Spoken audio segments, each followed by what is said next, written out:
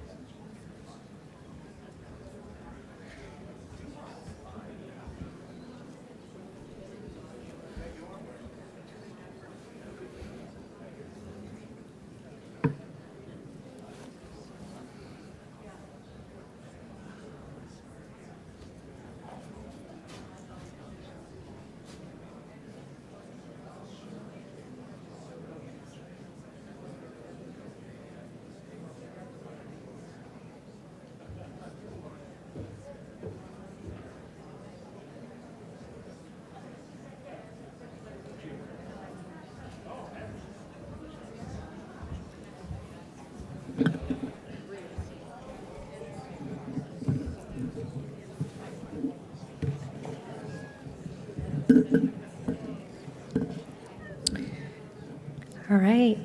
Good afternoon, everyone. I'm Sarah Yoon, the Historic Preservation Planner for the City of Palm Springs, the staff liaison to the Historic Site Preservation Board, and today I will be the host for the event. We hope that you had a chance to visit the organization tables out in the lobby and the wonderful student models that were on display. Yes, thank you. The models and the different organizations that help with this event are a great asset. This year's city-sponsored symposium takes a closer look at the unique architecture that takes shape in this desert community and the preservation journey. Now, with great excitement, I would like to introduce Rhonda Hart, the Mayor of Palm Springs.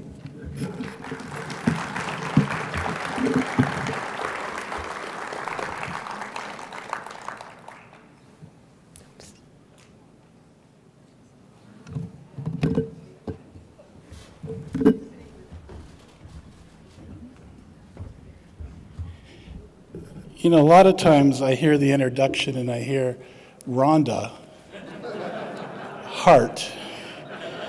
So now you know why it took me a while to come up. I didn't know who Rhonda was. Well, good afternoon, everyone. Bienvenidos, welcome.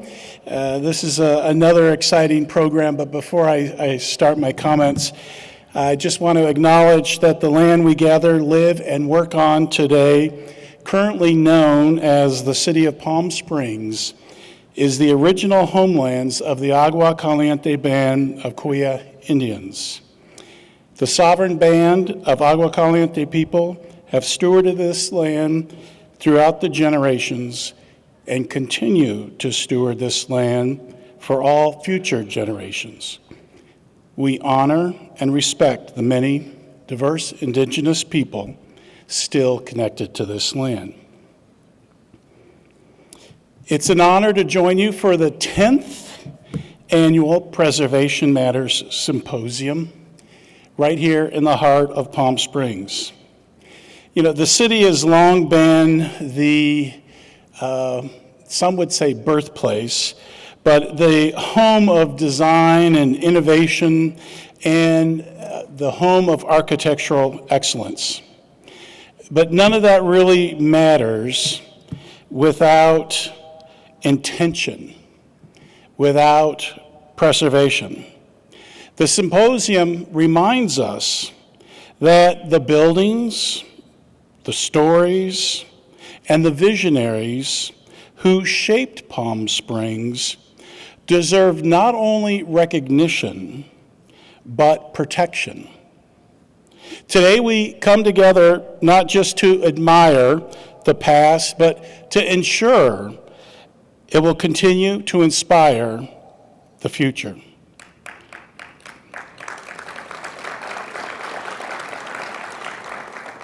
Many thanks to the Historic Site Preservation Board for a decade of commitment to this event and for the work they do tirelessly throughout the year.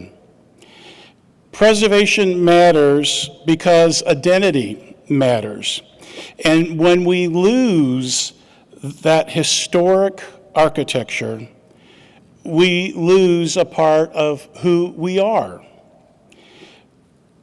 We aren't preserving the past just to look at it. We're preserving it so we can learn from it, build upon it, and stay rooted as we grow.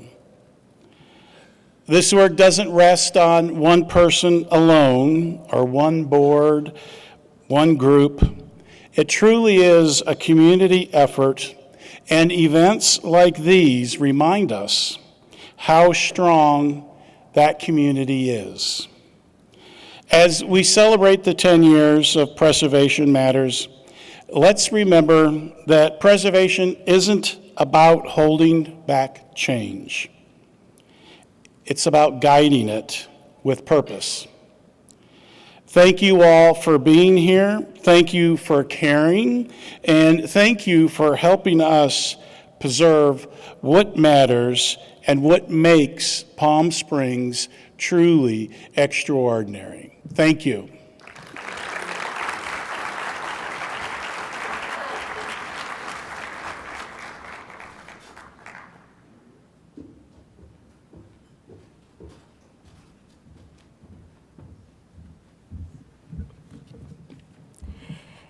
Thank you, Mayor DeHart. That was a wonderful welcome message, and we extend our gratitude to the City Council for their support and all that they do for our city. Now, we will begin with a review of the Historic Site Preservation Board's accomplishments for the past 2 years and a brief history about the symposium by the Chair of the HSPB. Please welcome Chair Jade Thomas Nelson.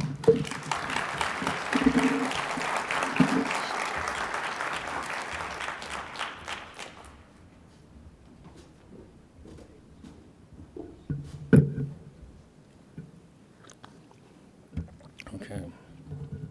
Good afternoon. Can you hear me? Yes. Wonderful. Welcome, everyone. As the chair of the HSPB, I'll be giving you all an overview of who we are and what we do. If this thing works. Not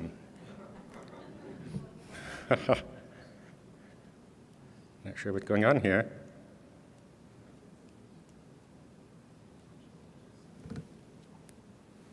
Anyone?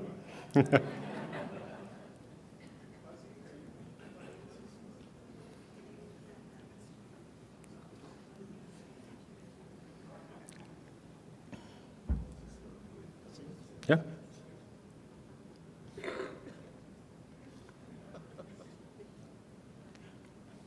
We had a rehearsal yesterday and it was flawless.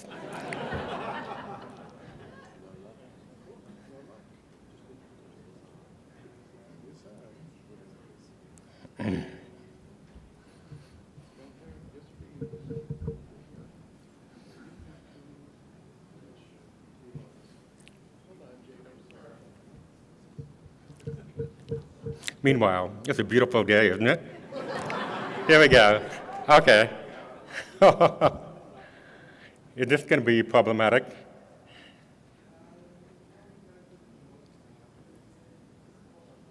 Okay, just wait while we figure out this technical glitch. So I cannot believe how many of you are here today. This is really amazing. So we have, I think, almost 500 people in this room today. It's really wonderful. It's a testament, exactly. It's a testament to the popularity of preservation and especially modernism, given that our theme this year is Desert Modernism, the Palm Springs School. So, show of hands, how many of you are here for the first time?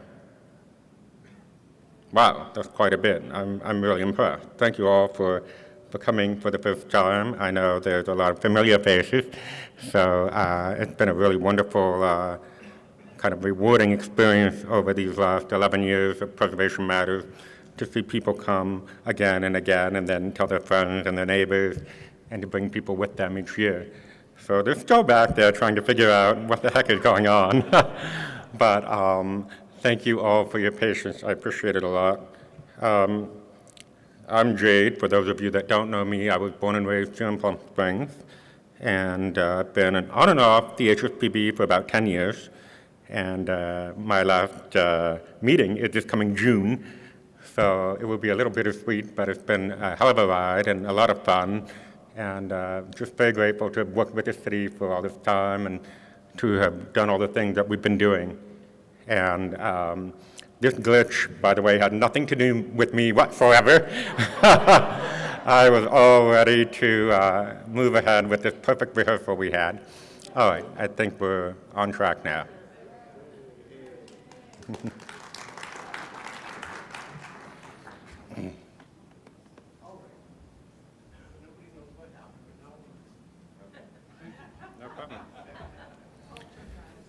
We'll see about that, won't we? Okay, if not, I blame it all on Richard. Alrighty. The mission statement of the HSPB makes it quite clear that our mission is preserving areas and specific buildings in the city which reflect elements of its cultural, social, economic, political, architectural, and archaeological history.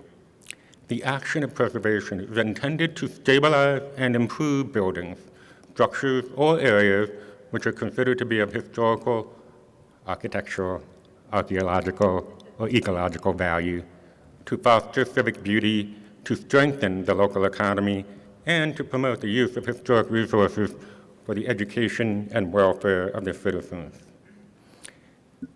Now, as I read off the names of each current HSPB member, I would ask for each of them to stand and face the audience, please. First, we have Vice Chair Eric Rosenow.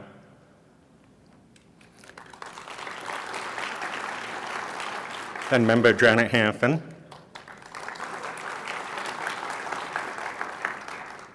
Member Jeffrey Hare. Member Kurt Bachman. And Member Catherine Mashka Hitchcock. And, of course, Member Pina Marusi.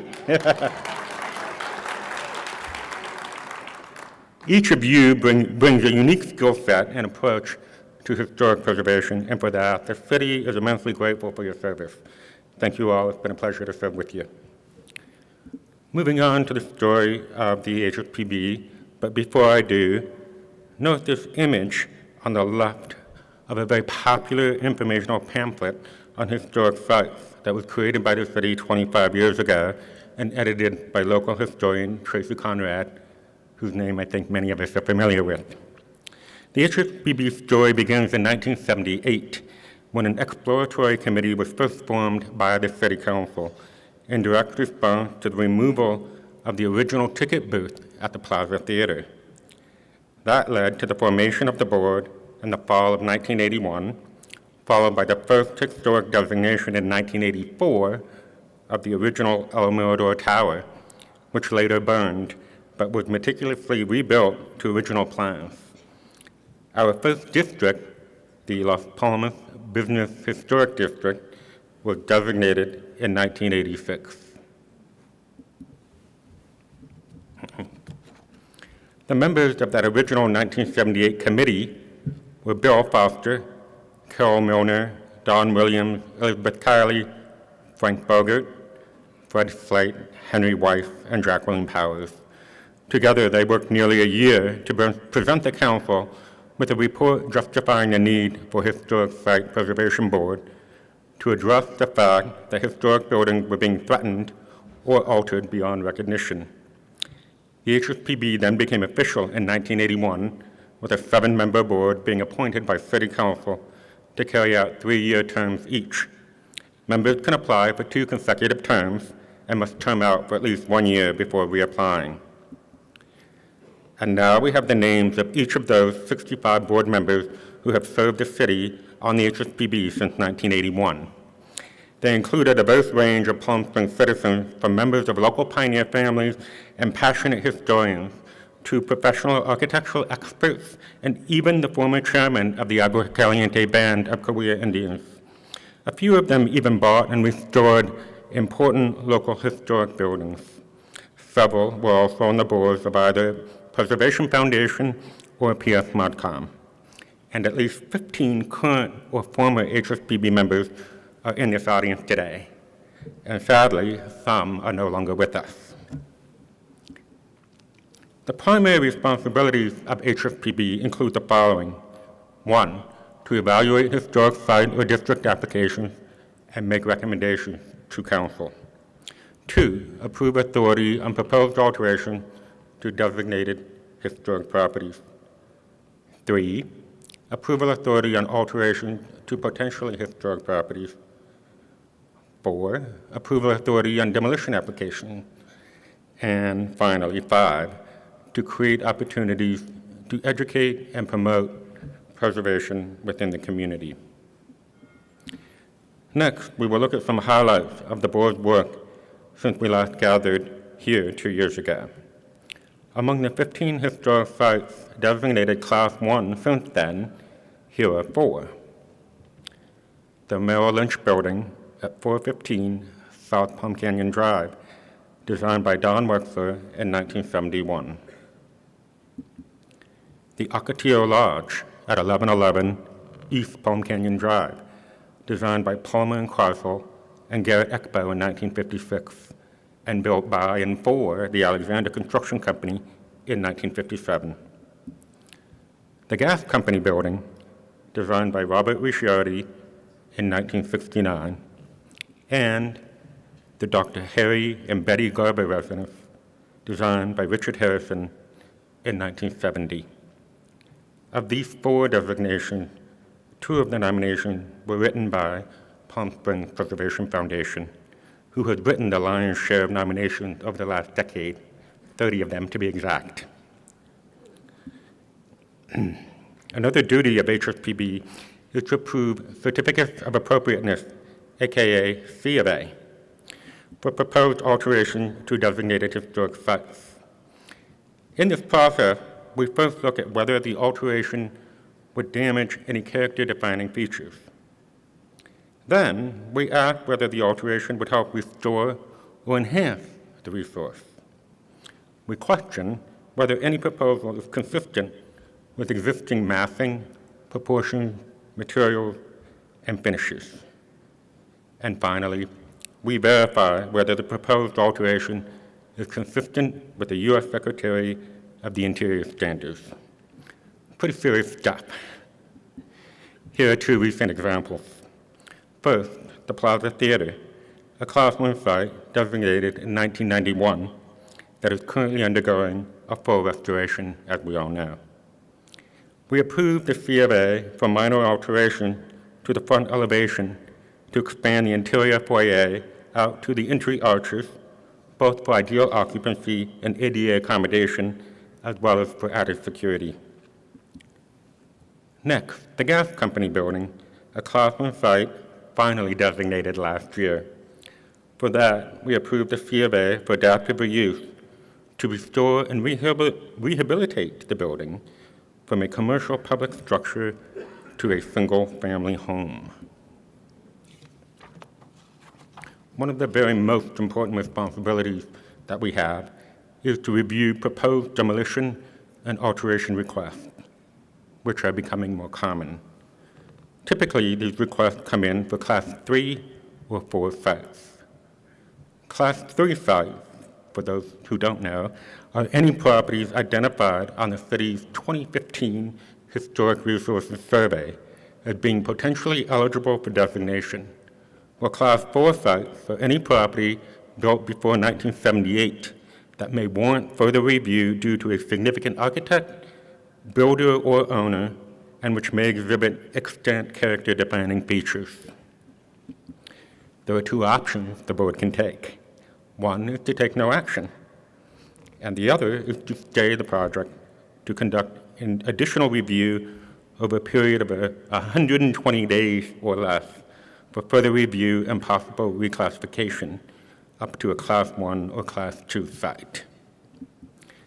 This was the case with 1121 Linda Vista Road, a Class 3 site designed by Herbert W. Burns in 1948 that came before the board when the owner applied for an alteration to original fenestration, aka windows. A site visit was made and the application was carefully reviewed. At the public hearing, the project was stayed, a historic resources report was initiated, and further review resulted in a recommendation of Class 1 designation, which City Council approved 4 months later. It was truly a win-win for the HSPB and the owner, who was supportive of the nomination. Conversely, a major alteration was approved for 1077 North Rose Avenue, designed by Palmer and Carswell and built in 1960 as one of the Vista Las Palmas Alexander homes. The site had already undergone previous alteration, which had removed original elements and changed the front elevation. After a site visit by the board and careful study, we found that the property did not warrant further review for potential reclassification, and the project was allowed to proceed. Next, we received a demolition request for a Class 3 site, the former El Morocco Hotel, one of the few remaining 1930s buildings in downtown. After hour-long site visits by each member, along with city staff and the building owner, it was plainly evident that years of insensitive alteration and neglect by prior owners had plagued the building, leaving it with little character-defining historic integrity. Furthermore, the structure had become truly dangerous. The demolition request was approved unanimously, but not before the board was careful to illustrate the building's history. Over the years, the HSPB has engaged in consistent community outreach and education. Here on the right, you can see a user-friendly brochure the board created in the mid-2000s with former Historic Preservation Officer Ken Lyon to better educate property owners about the historic site nomination and designation process. To accomplish our outreach, we engage the community by providing the following.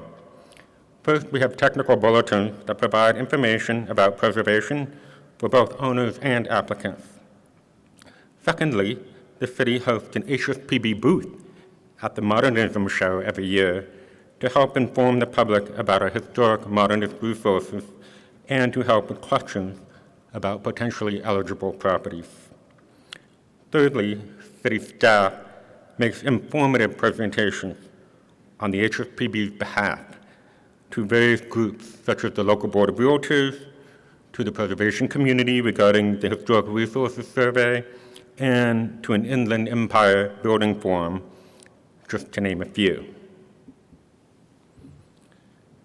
The best educational outreach that we do is, of course, this popular and free city-sponsored symposium, which germinated from celebrating National Preservation Month in May.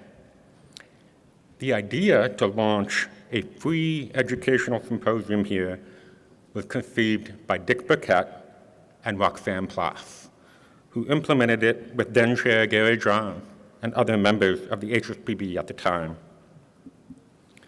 The first event was held at the Women's Club, this was the flyer, with about 175 in attendance. And some of the promotional materials are here from the first few symposia. By the third year, the event was moved to April to allow cooler weather for afternoon tours and to better accommodate those leaving town at the end of the season. By 2019, it became known as the Preservation Matters Symposium, and each year attendance has grown, with this venue at the Convention Center being the venue of choice to meet our attendance demands. As Preservation Matters grew, so too did the programming and the budget, allowing for a reception and a custom-designed and printed program with an official logo. Our last symposium in 2023 was so highly programmed and well-attended that it even eclipsed the annual event of the California State Office of Historic Preservation.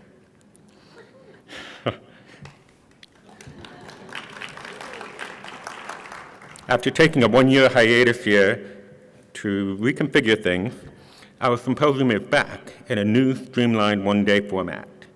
So we hope you find it just as educational and enjoyable as the last 9 events.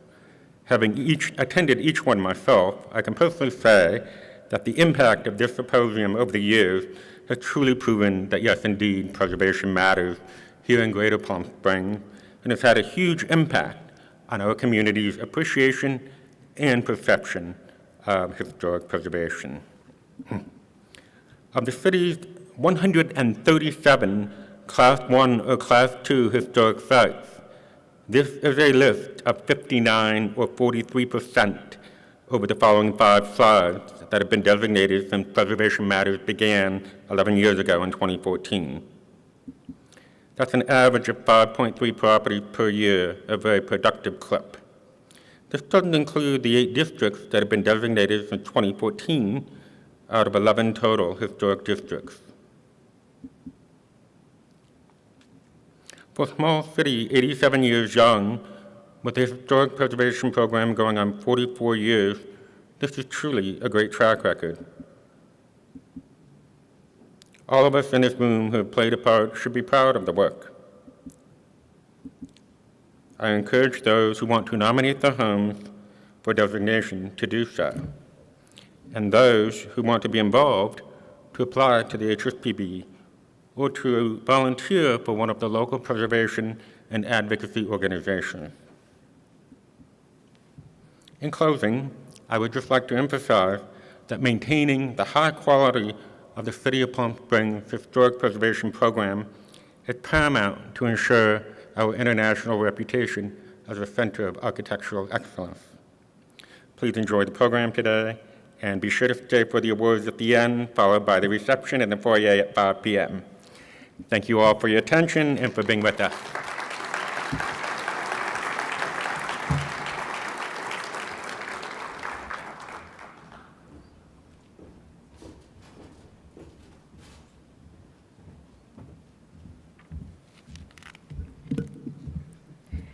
Chair Nelson, thank you for that review and also highlighting the vision of the early beginnings of the symposium. Can we give him one more round of applause? It's always very daunting to go through when you have technical difficulties. Next, I would like to introduce architect, historian, and author of 22 books, including the recently published book about the Palm Springs School. Please welcome Alan Hess.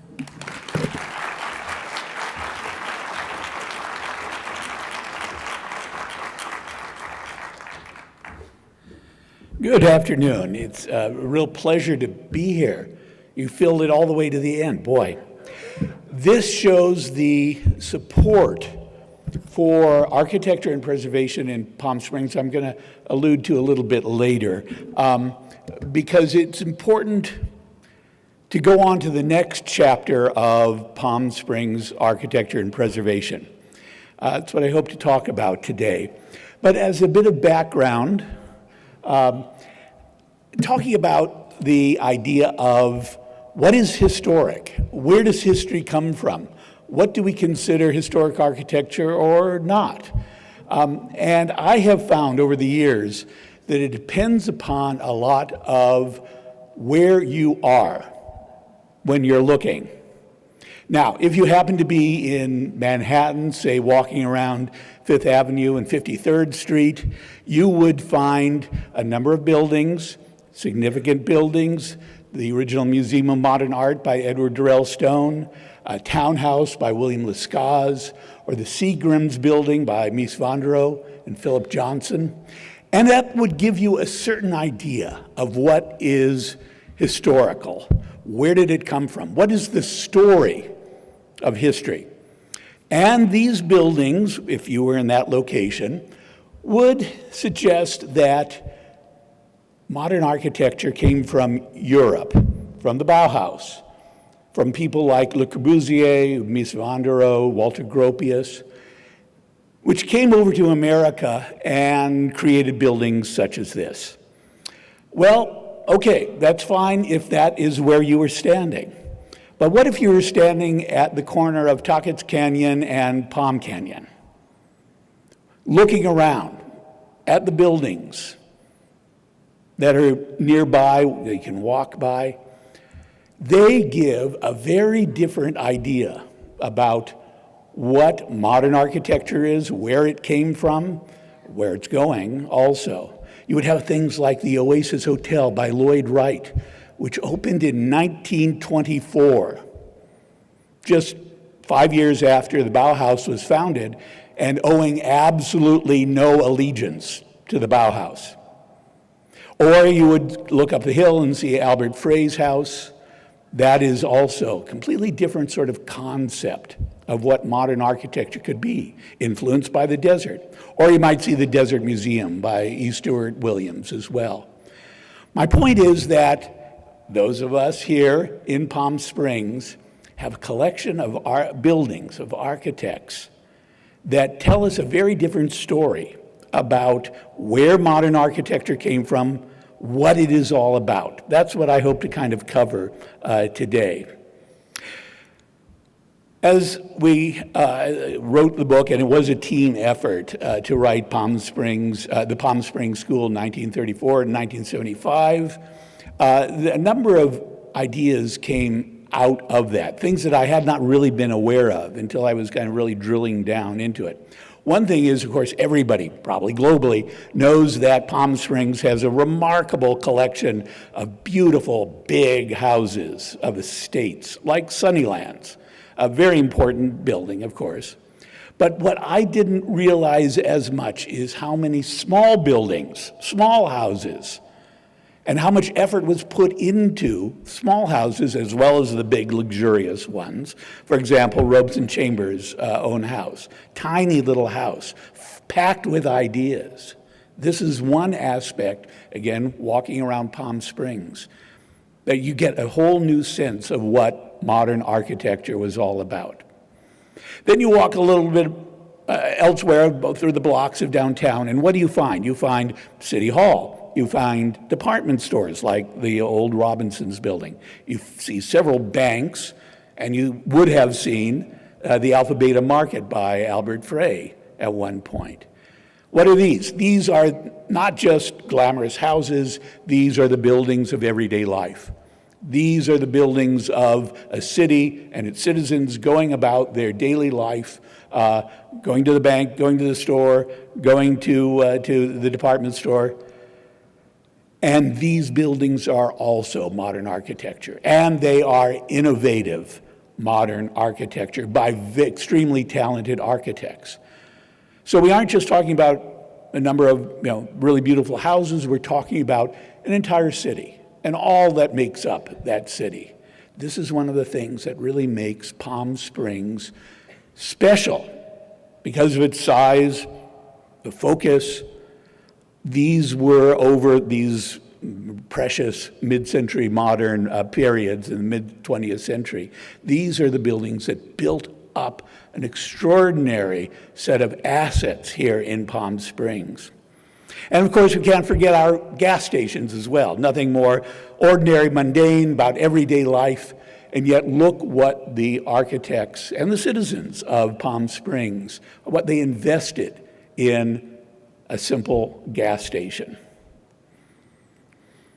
But let's not just leave it at the stage of an individual building, which can be beautifully designed. Let's take it up to a collection of buildings, districts. And you have Sandpiper, and you have the city, the Civic Center of Palm Springs with the airport, by Don Wexler, the City Hall by Albert Frey and E. Stewart Williams, the police building, there's other buildings by John Porter Clark. But see how they are put together as a component, as a district.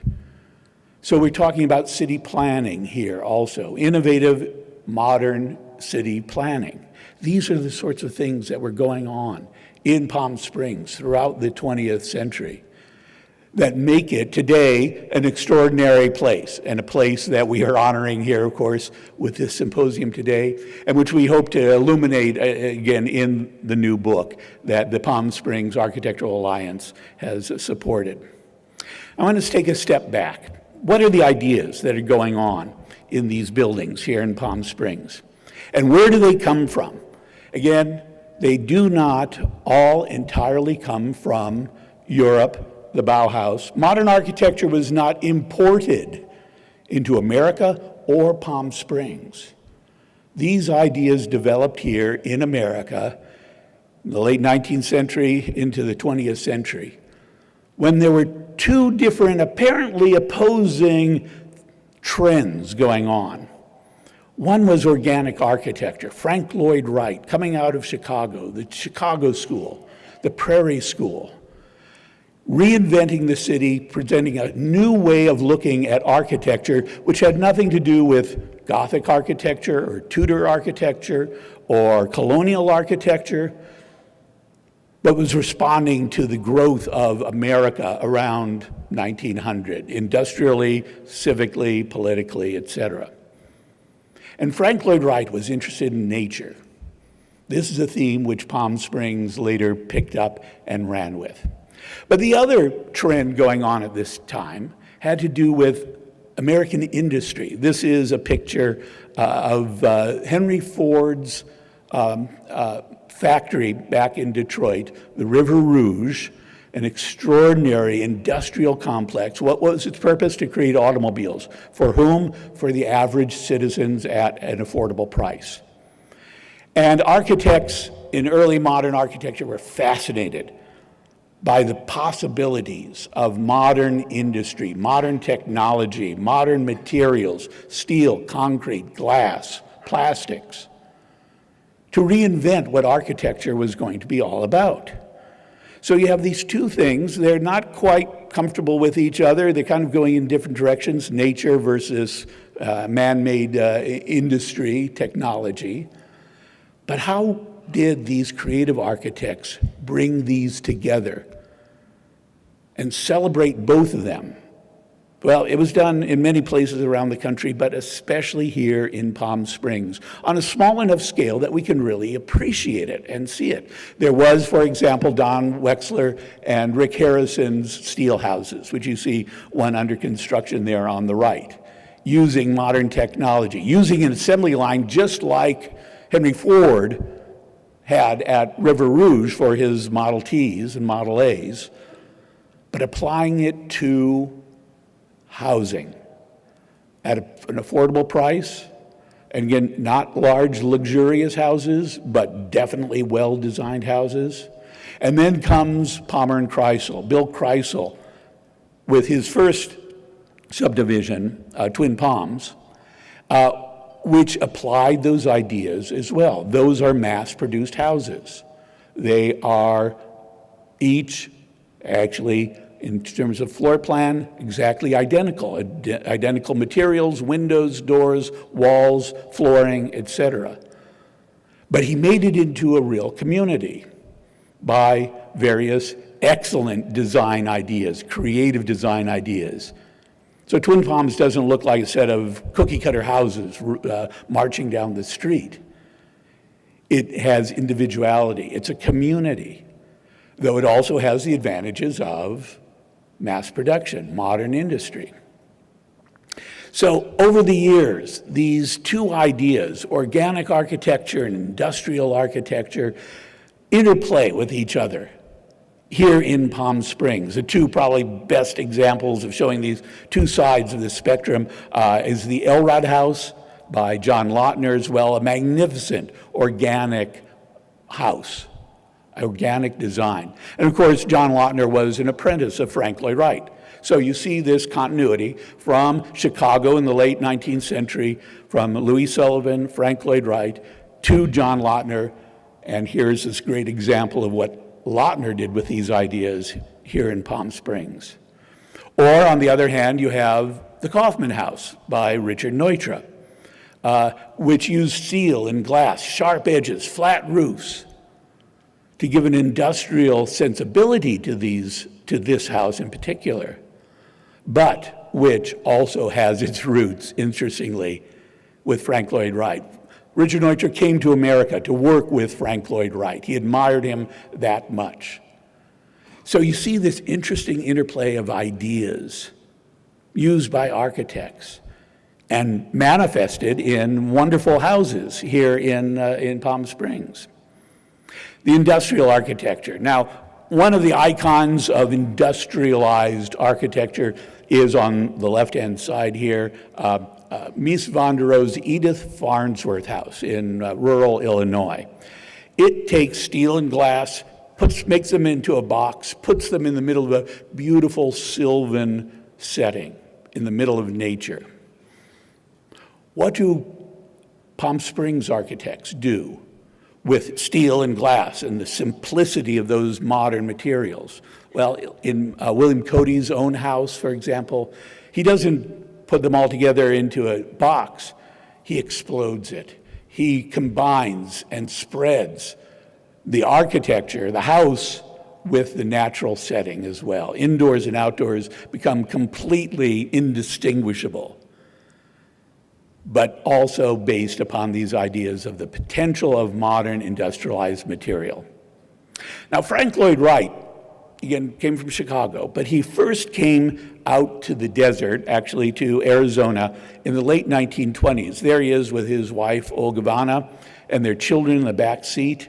And up on the hill above them is a temporary campsite that he built with his apprentices. Ocotillo was the name of it. And he would drive out from his main home in rural Wisconsin every winter to the desert to enjoy the weather, like all of us do as well. But he stayed there, and he developed a sensibility for the desert, its materials, its colors, its stone, its nature, its setting, its cactus, and put these into his architecture. Frank Lloyd Wright actually had an entire chapter of his life devoted to what he had learned in the American Southwest, in the desert. And it changed not only his architecture, but changed architecture in general. And it certainly changed Palm Springs.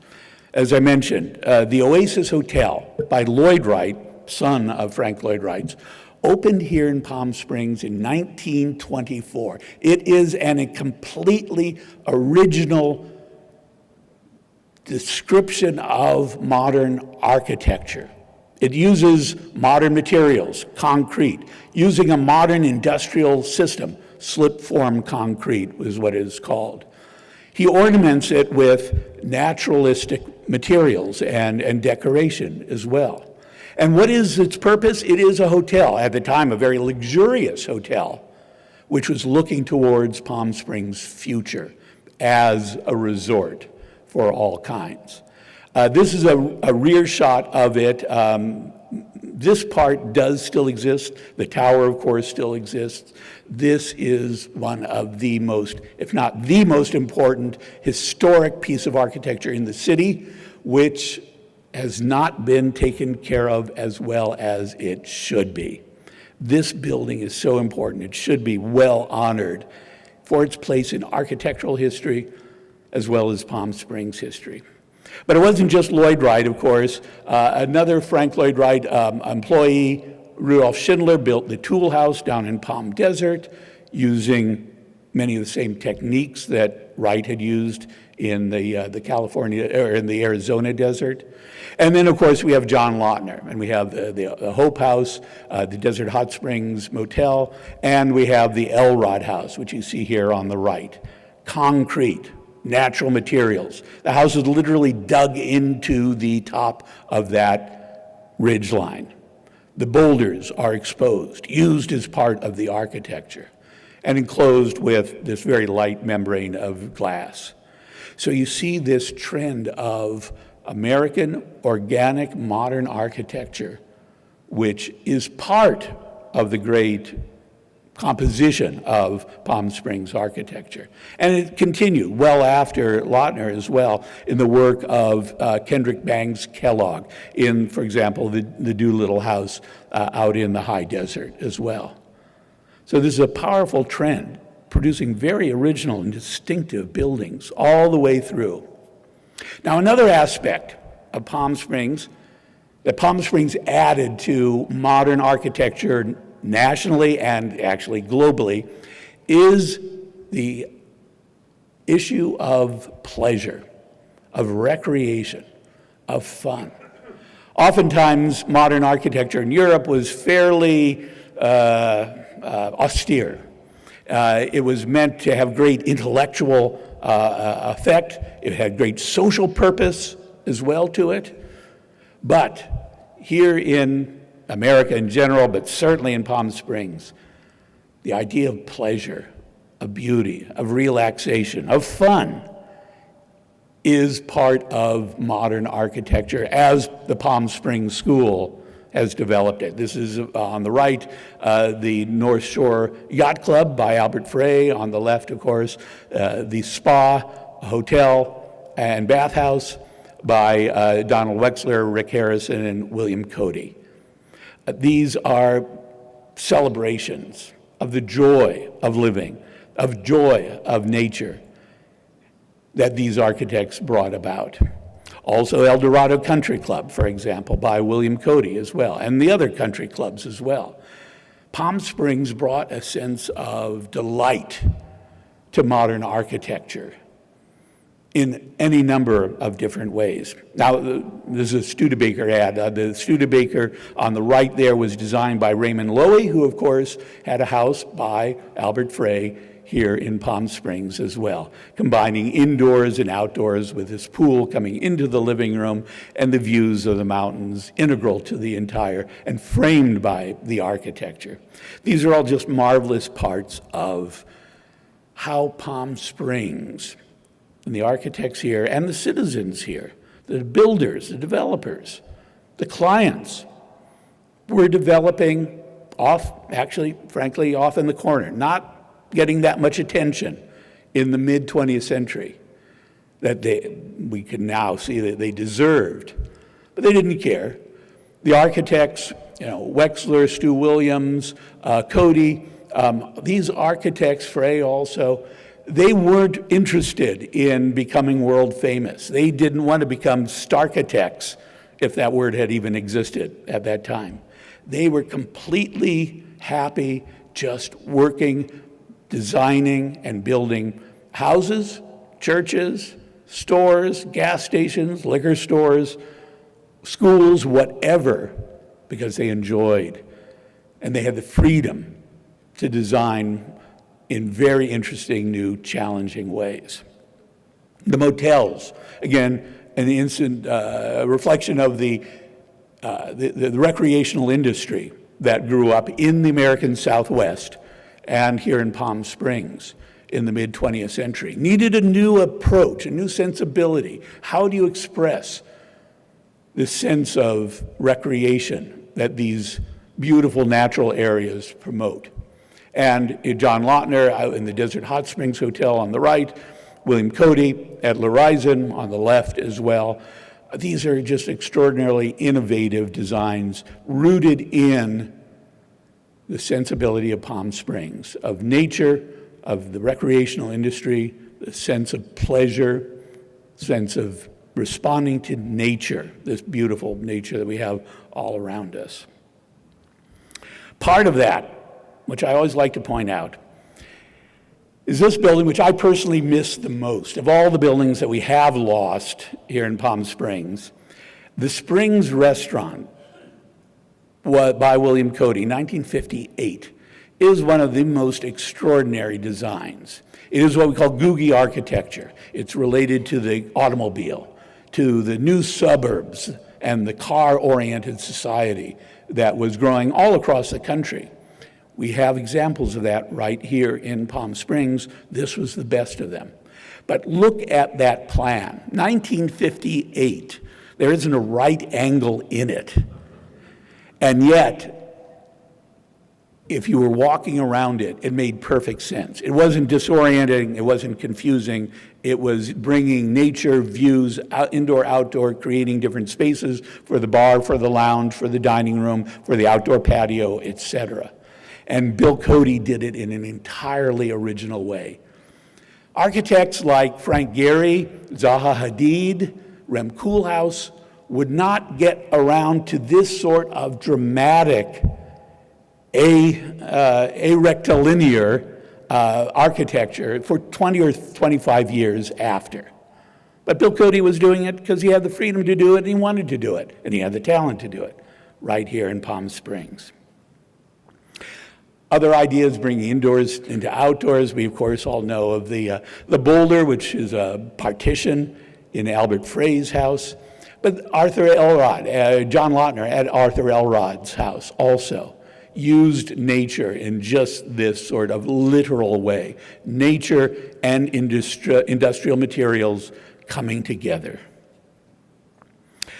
There's another interesting sidelight that happens when you live in the desert that long.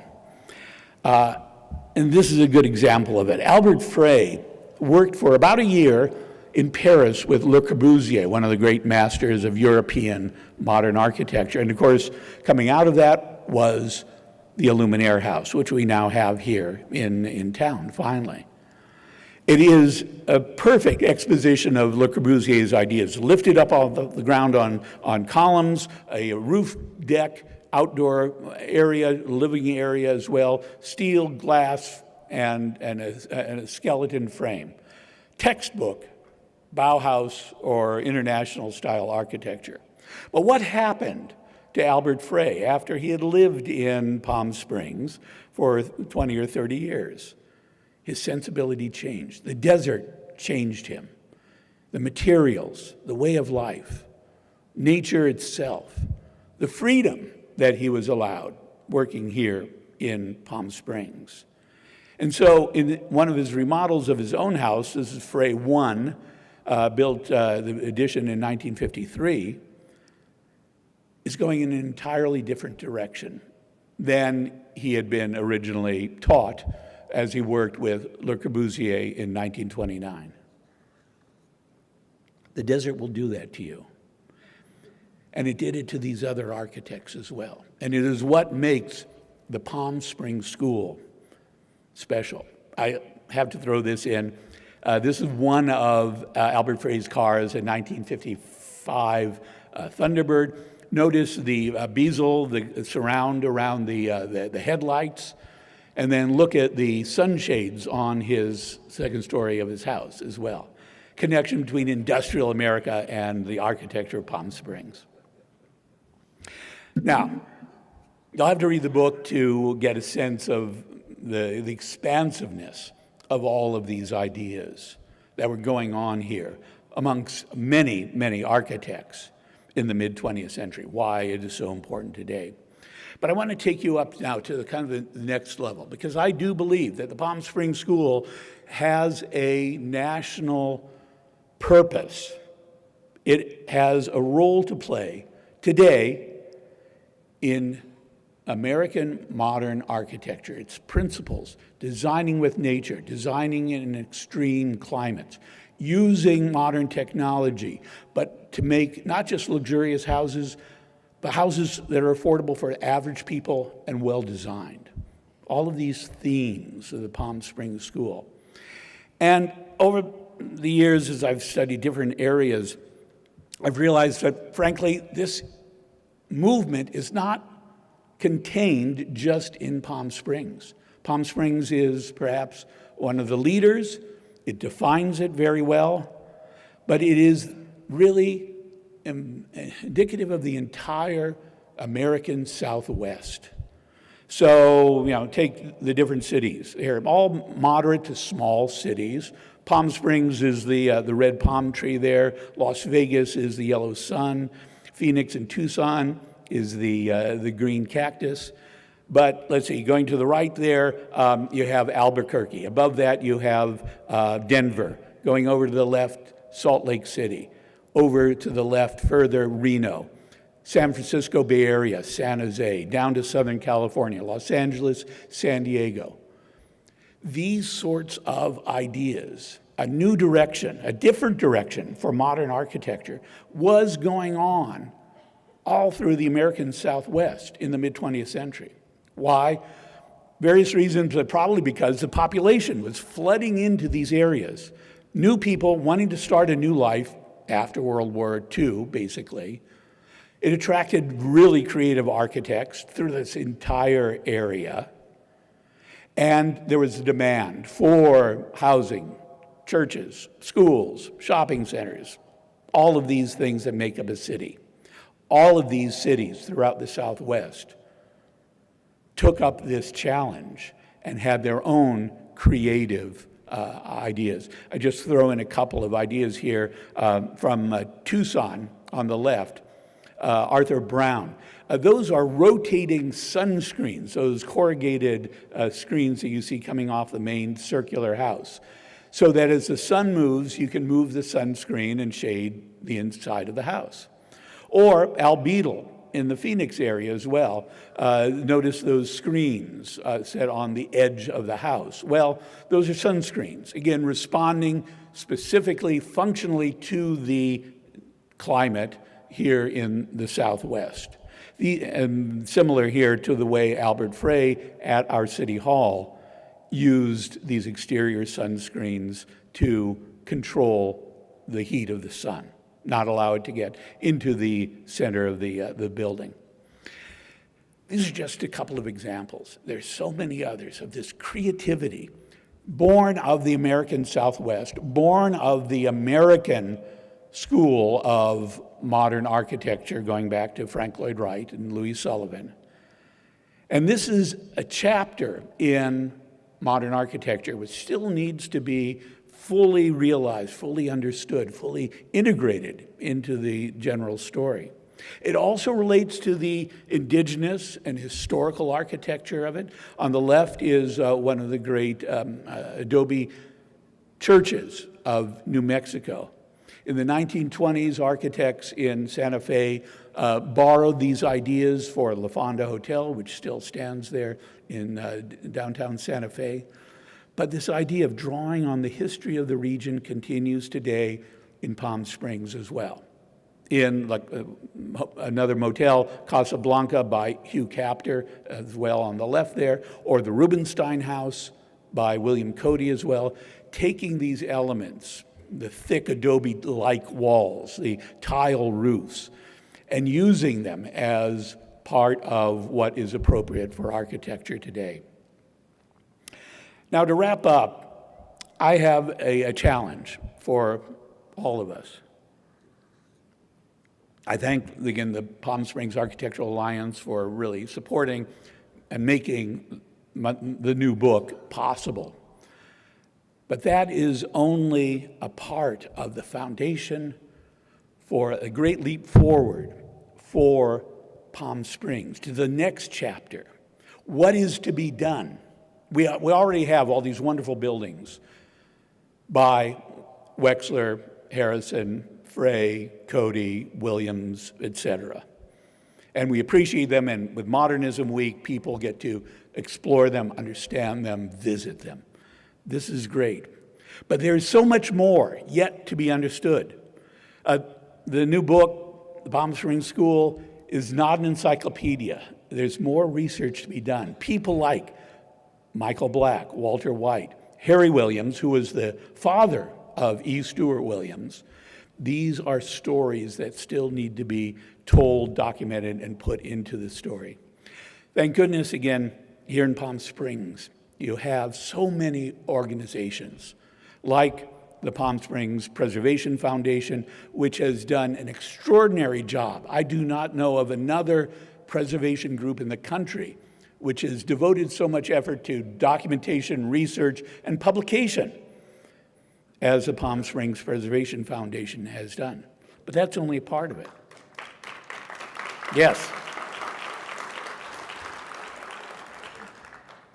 This is only part of it. The Palm Springs Art Museum has had several excellent exhibits over the years on architecture. They now have an initiative devoted to modern architecture and design as well. There is, of course, Modernism Week that brings literally tens of thousands of people to Palm Springs from all over the world to see, understand, study what the architecture is here. Now, also, there is all of you. There's the public. There are those of you who understand, who appreciate, who love this architecture, have come to learn about it, perhaps to buy examples of these and restore them as well. That is a remarkable foundation in a community of this size to support what should be the next chapter, the next step forward for the Palm Springs School. It doesn't necessarily, it certainly will include new buildings in the spirit and concepts of the mid-century Palm Springs School. But it's more than that. It's taking those ideas and spreading them through documentation, through publications, through talking about it, through the architectural mainstream, through the journals, through the discussion about these ideas, which were developed so well here in Palm Springs and need to be shared with the world, with the architectural profession in general. That is our job today. It's a job to take the work and the effort and the creativity, the genius of all of those great mid-century modern architects that we all appreciate so much, but then doing something with it. Spreading those ideas. And Palm Springs today, I believe, is just right on the verge of taking that step because of the support, because of the proven foundation of preservation, the Palm Springs Preservation Foundation, the Modern Committee in terms of preservation, the city in terms of preservation. In terms of public interest, what Modernism Week is doing, interesting the public both here and nationally and internationally, what the museum is doing, and what researchers, writers, historians are doing right now, uncovering new aspects of this. It's an incredibly exciting point, and a point where Palm Springs can have a greater impact on the future than ever. But it will take some organization. I mean, these are all individual organizations. They all have their own missions and activities, of course, but if we can get them to kind of work together, the synergy of that energy, that the resources, the knowledge, the energy of all of these groups and individuals can have a real impact on architecture, city planning, both nationally and I believe internationally. So, preservation is such an important part of it. That's the cover of the book on the left-hand side. On the right side is a photograph of a very early effort at preserving an important building, in this case, the Albert Frey's gas station as well. And this group of lonely preservationists gathered under that great hood of the roof as well. Some of them are here in the room with us today, some of them are not. But it can be done. Nobody thought Palm Springs was that important back in the 1990s. But look what it is today. It just takes more effort. So, as I said, where you stand determines what you think is history. If you're in Manhattan, you're going to have one idea. If you're here in Palm Springs, you're going to have a different idea. And that's Right and true, and the book is hopefully good evidence for that, I hope, as you look through it. So think about that and see what we can do. We've done so much collectively so far. There's even more that we can do. So I'll leave you with this quote by Albert Frey from 1935. He was writing back to his former employer, Le Corbusier, back in France. New York is not America, Americans say. The east coast of the U.S. is still quite European, enlarged to grotesque proportions. It is in the new towns out west, established during the evolution of the automobile, where a modern American life is found. Palm Springs is the embodiment of that idea, and there's still a great deal more that we can do. Thank you very much.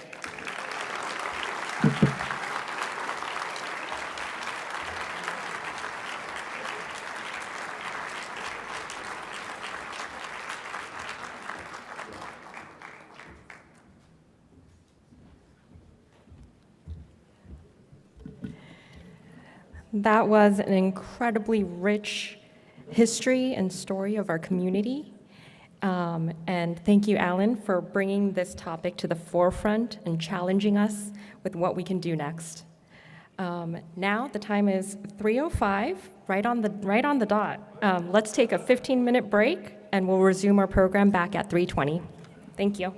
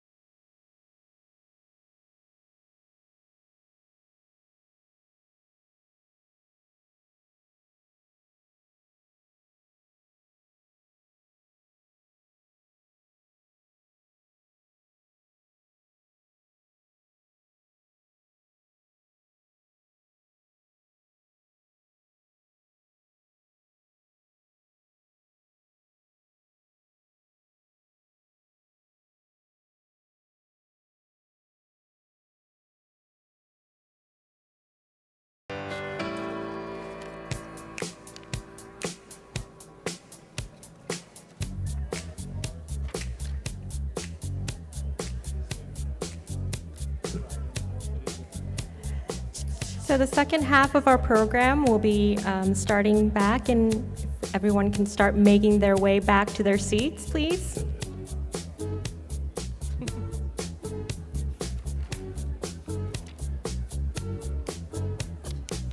She was more like a beauty queen from a movie scene. I said, don't mind, but what do you mean? I am the one who would dance on the floor and around. She said, I am the one who would dance on the floor and around.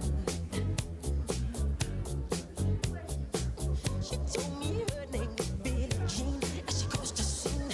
Then heavy head turned with the eyes to dream of being the one who would dance on the floor and around.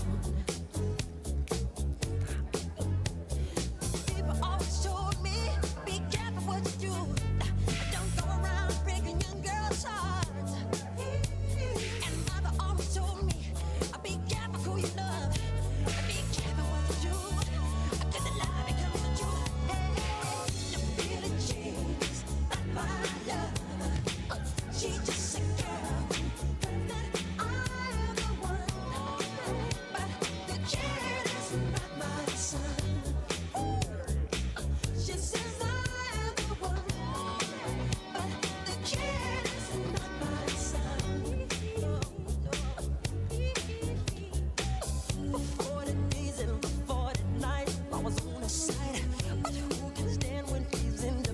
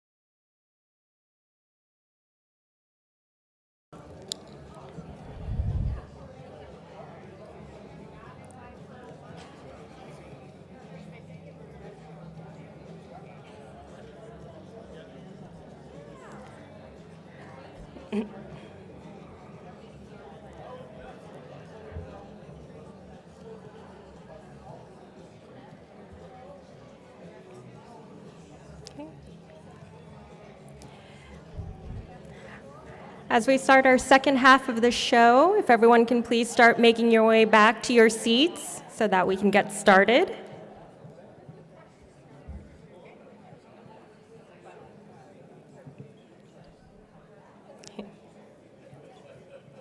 Perfect. All right. Okay. So we'll return to the next portion of our program.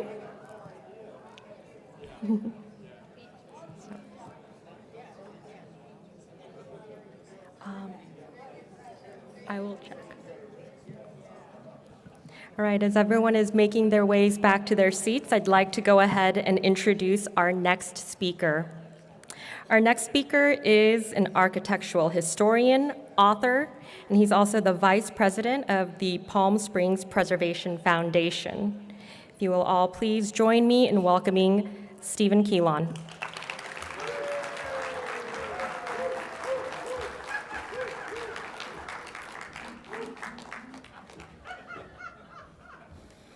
Thank you, Sarah. I'm the lucky sucker that gets to follow Alan Hess, so I'll do my best. I'm excited to talk about this because in my mind, I really live in this pre-war period still.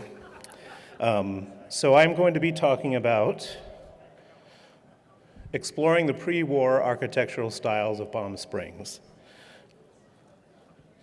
The Spanish colonial revival style, which is what was predominantly in Palm Springs, was also California's predominant design aesthetic prior to World War II, as architects sought an appropriate architectural language for Southern California.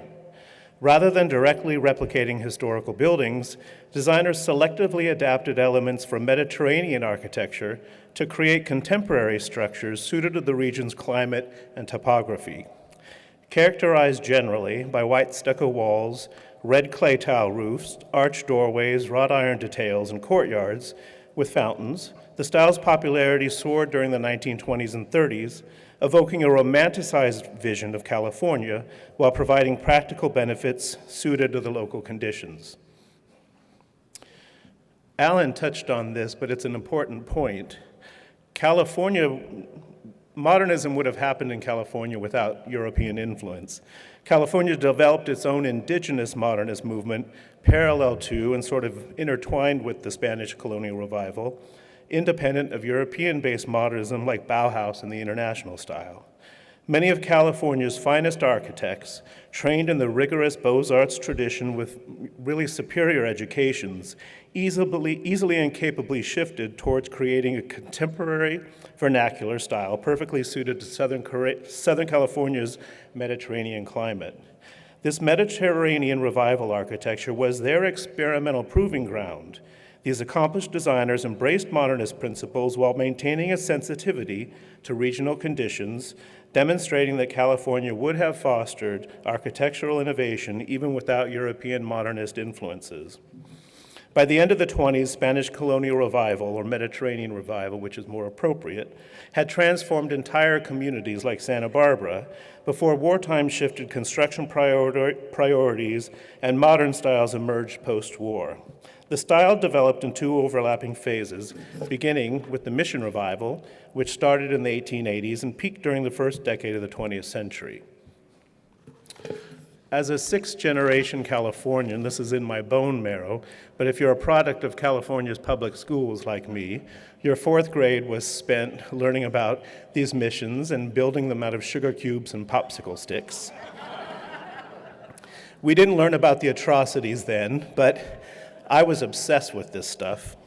The Spanish colonial missions of California, which were developed from 1769 to 1823, formed a chain of 21 outposts from San Diego to Sonoma. Founded by Franciscan friars under Father Junipero Serra, these missions converted Native Americans while securing Spain's territorial claims. Missionaries adapted European architectural traditions to these frontier conditions, creating a distinctive style using local materials like adobe, sandstone, and clay tiles, often substituting rawhide for scarce nails and mud for lime mortar. The resulting structures featured thick walls with broad stucco surfaces, limited windows, low-pitched red tile roofs enclosed by courtyards, and sturdy arches designed for the local climate while honoring the Spanish heritage. This practical fusion of necessity and tradition created an architectural legacy that later inspired the Mission Revival and then the Spanish Colonial Revival, movements from the late 19th century through the mid-20th century.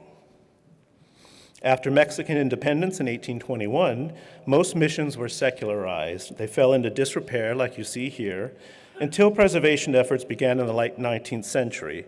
And restoring these structures were important historical landmarks that continue to shape California's architectural and cultural landscape today. One of these was pioneer Charles Fletcher Lummis, a passionate preservationist and journalist. He launched an ambitious campaign in the late 19th century and early 20th centuries to save California's deteriorating Spanish missions. Here he is with naturalist John Muir.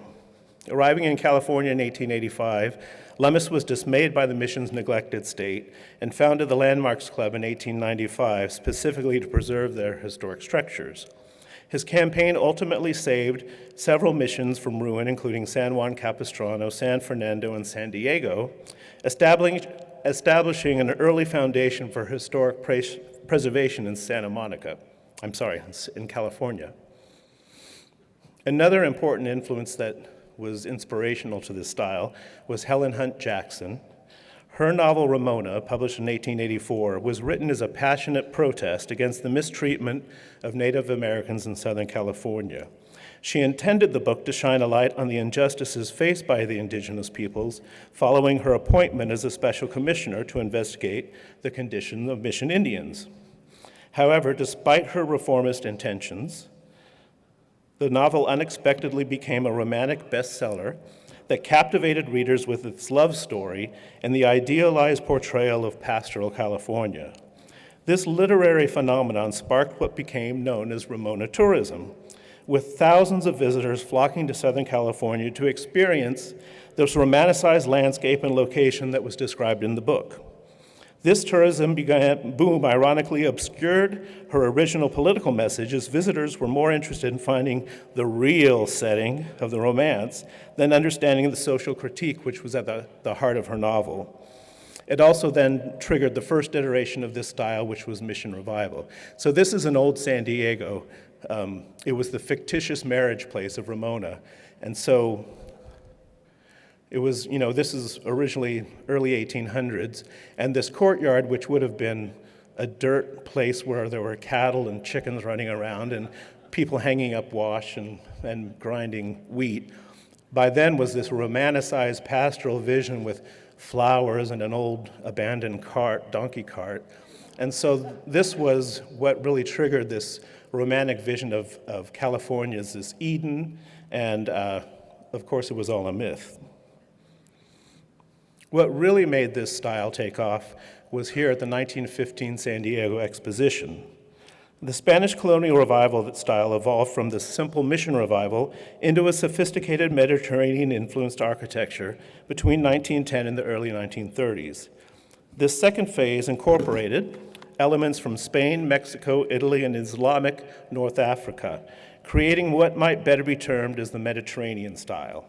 The 1959 Panama, California International Exposition in San Diego marked a turning point where architects Bertram Goodhue and Carlton Winslow Sr. introduced Chigurest buildings. Clarence S. Stein, the noted New York planner, also worked on this project early on, and his quote was, "When considering architecture for the San Diego Exposition, California missions were natural inspirations. However, Bertram Goodhue suggested this style was too limited in its resources." The 1920s Spanish colonial houses drew primarily from the provincial architecture of Spain, particularly Andalusia, and Mexico. Distinguished architects like George Washington Smith, who's considered the father of this style, from Santa Barbara, Wallace Neff, Paul Williams, and Reginald Johnson, created buildings with sculptural volumes that integrated closely with the landscape.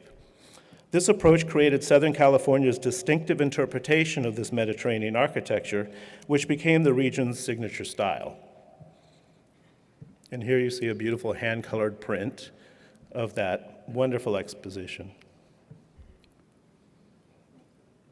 But now let's get in our Model T and go to Palm Springs.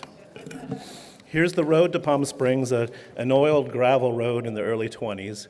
Palm Springs really, at that time, here's a picture of Palm Canyon Drive, it was a place that was created for people with respiratory ailments. They would come, they would stay at the Desert Inn, which had makeshift little canvas huts like you'd see at Camp Curry, and you would stay and take the cure. And here's beautiful Palm Canyon Drive, which looks like the stage set of a Western. But that's the architecture and what you would see. Dirt roads, lots of shade trees. It was, a place where you would come, and the Indians had the spa then too. As Alan has pointed out, this is the most important building, the first really modern building, but this is the structure that really started the trend for development of resorts in Palm Springs. During the First World War, when wealthy people couldn't travel to Europe, often they came, looked for other places to go, and they had discovered Palm Springs. There wasn't really a world-class resort to stay in. Palm Springs was just becoming having its first building boom. The first subdivision was created in 1923, just north of what's now the O'Donnell Golf Club. And Old Las Palmas then became the first real subdivision. And so to bring people in to look at these places, Pearl McCallum McManus, who was her father was the first white settler here. This was her sacred family ground where she grew up. Her direction to Lloyd Wright was, don't cut down one single tree. This is going to be a monument to my father. And so he wove this contemporary architecture all through these groves of tamarisk and orange trees. There was a square swimming pool within the middle, a square island with one single orange tree in it. And I saw it in the design, but I didn't think it was built. But Luke Leuchtner is this wonderful historian, and he found a photograph of it. So it was a completely contemporary building with some of influence. You know, his father, he had supervised the construction in Los Angeles with sort of pre-Columbian Mayan textile block. So this triggered Nellie Kaufman, who we called Mother Kaufman. She really was the one who put Palm Springs on the map with this resort, 35-acre resort, the Desert Inn. She hired William Charles Tanner, who was an artist affiliated with the Mission Inn in Riverside, who was a wonderful architectural designer. They created this 35-acre resort that just became a hit. It had the first swimming pool in the desert, the first tennis court, the first little golf club. Everything we would consider as Palm Springs, she put them here. And this had beautiful Spanish colonial buildings designed to last over 100 years of poured reinforced concrete. And these are some of the lodges. One of her early guests was oil baron Thomas O'Donnell. He really believed in her, and he funded that rebuilding of her little hotel for respiratory invalids into a world-class resort. And this is his home up on the hill, which is still there. Paul Williams was one of our finest California architects, one of the first licensed African-American architects, and he worked in Palm Springs all through until the 60s and did remarkable architecture no matter what style. This was called the Palmer Apartments. It's still there on Indian Canyon, Casa Palmares, but you can see here in these early 30s photographs, the roads aren't paved. You just sort of drove up on the gravel into the sand. Here's a beautiful, his Andalusian-inspired architecture. Another was a hotel apartment which had little kitchenettes, the Tockwitz Vista Apartments, which is demolished. And then Harry J. Williams, Julia Carnell was the comptroller and part owner of the National Cash Register Company in Dayton. And she began coming to the desert in the late 20s and befriended Nellie Kaufman and came with an entourage of servants and chauffeurs and took over a whole wing of the Desert Inn. She also had a gambling addiction. And she fortunately had sold all of her stock in the National Cash Register in 1927 before the crash, so she was fine. She would go to the Purple Gang, Al Wertheimer's casino out in Cathedral City, and one season she won $1 million. And she was telling her sort of lady in waiting, I don't want to come back to Dayton and have to claim this money. What should I do? And this is a story I'd heard, and I have found her great-grandchildren, and they confirmed that this is true. Then she said, well, you love Palm Springs so much, and you enjoy how the wildflowers are scattered here. Scatter the money around and build some things.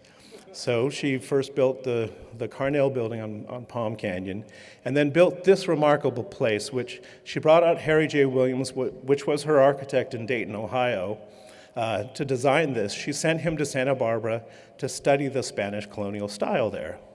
And so he built this place.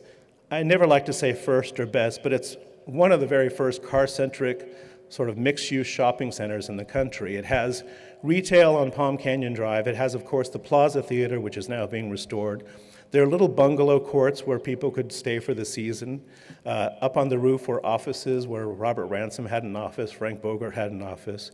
There were little apartments for shop girls that were pretty inexpensive. And then underground was an enormous garage where people who brought their Packards and Duesenbergs out could have it serviced and washed.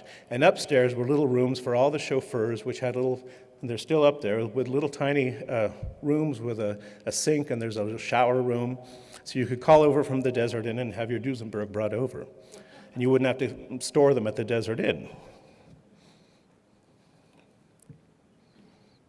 Oops.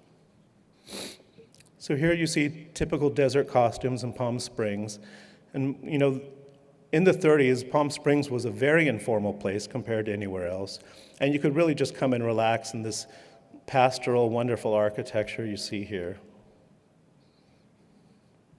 Brewster and Benedict were architects. Floyd Brewster had been the principal designer for George Washington Smith in Santa Barbara, along with Luda Maria Riggs. And when Smith died, Floyd Brewster got the idea to come to Palm Springs because there was more building here in the 30s than there was almost anywhere else. So he got together with Hiram Hudson Benedict, and they opened an office on Palm Canyon in the middle 30s and did a lot of remarkable architecture in every style you can think of. This is the Casa Adair, this remarkable estate, giant estate in Old Las Palmas. Walter Kirshner, who was a Russian immigrant, who started a chain of women's stores, you know, got a great deal of money and built this house with a beautiful whitewashed tile roof. When all these tile manufacturers in the 30s were going bankrupt because of the Depression, he bought a big truck and went down and bought all their inventory and just put it everywhere in this house. The pool's entirely tiled in this Mission tile and Pomona tile, and this is one of the guest bathrooms. He built a bungalow cottage for his friend President Roosevelt to come stay when he was done being president. He never got to. Eleanor stayed there, though. Another Brewster and Benedict project, this Pacific building, not really Spanish colonial, but more Mediterranean revival, Italian, with some sort of Hollywood Regency touches throughout.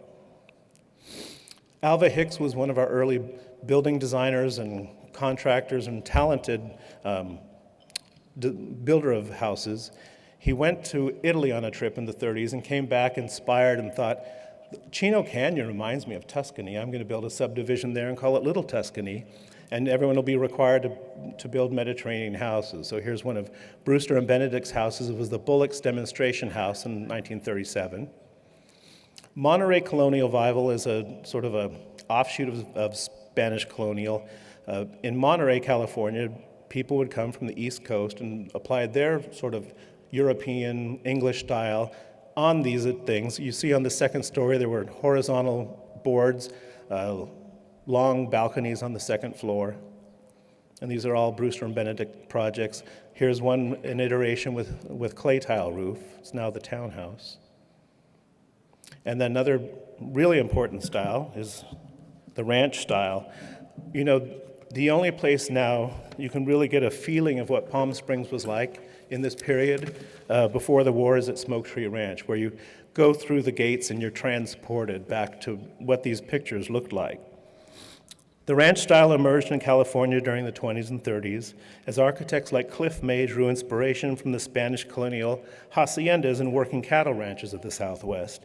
These early ranch homes featured low horizontal profiles, hugging the landscape with wide eaves for shade, URL-shaped floor plans often surrounding a courtyard, and rustic materials like adobe, often wood board and batten with wood shake roofs and sometimes tile roofs.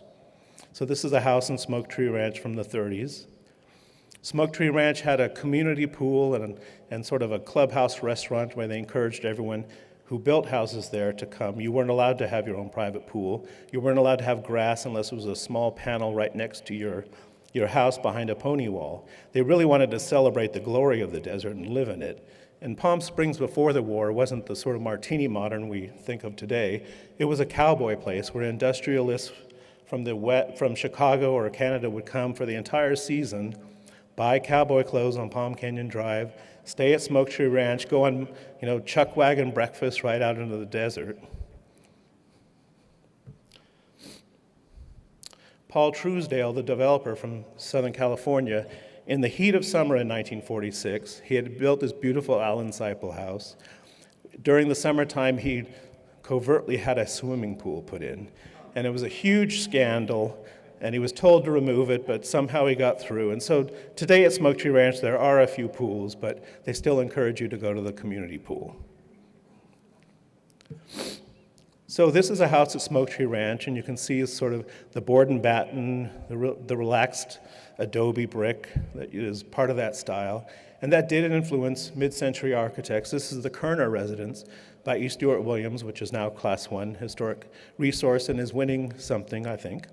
But you can see the slump stone, which references the old adobe brick, and the board and batten used in a contemporary way on a completely modern house. So it was an inspiration and continues to be. A more sort of Spanish colonial version of ranch, and the other guest ranch, Dude Ranch, was designed by Paul Williams, Deepwell Ranch. Frank and Melba Bennett ran this for years. But this one had adobe, low-slung bungalows with red tile roofs, shade structures made out of the palm fronds that you would get. Beautiful place. Where after a long day riding horses, you could gather with the guests and talk about what you'd done and where you're going to go to dinner.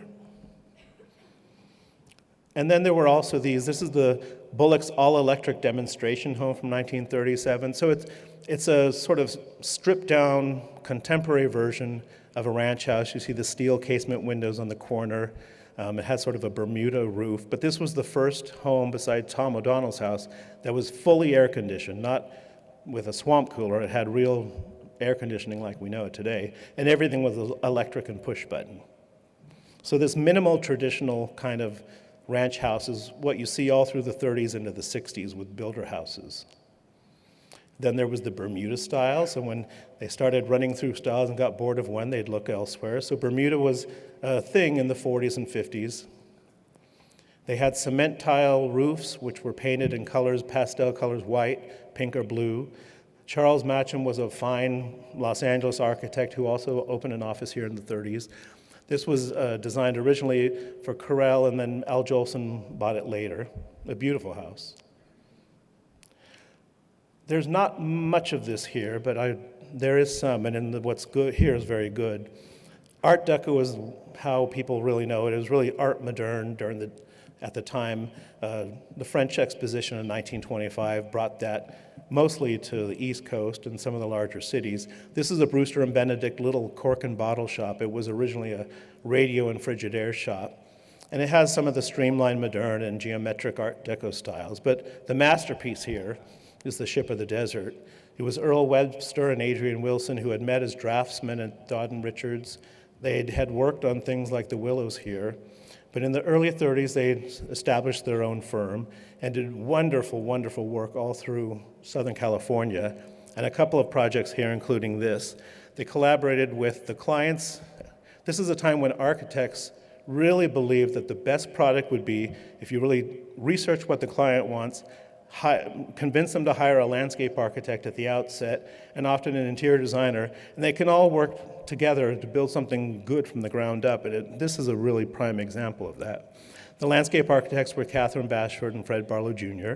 from Los Angeles. The color consultant was Millard Sheets, one of the fine artists of that day, and his inspiration was the site itself. So it has a foundation of that deep brown that you see on the granite that's been weathered over thousands of years.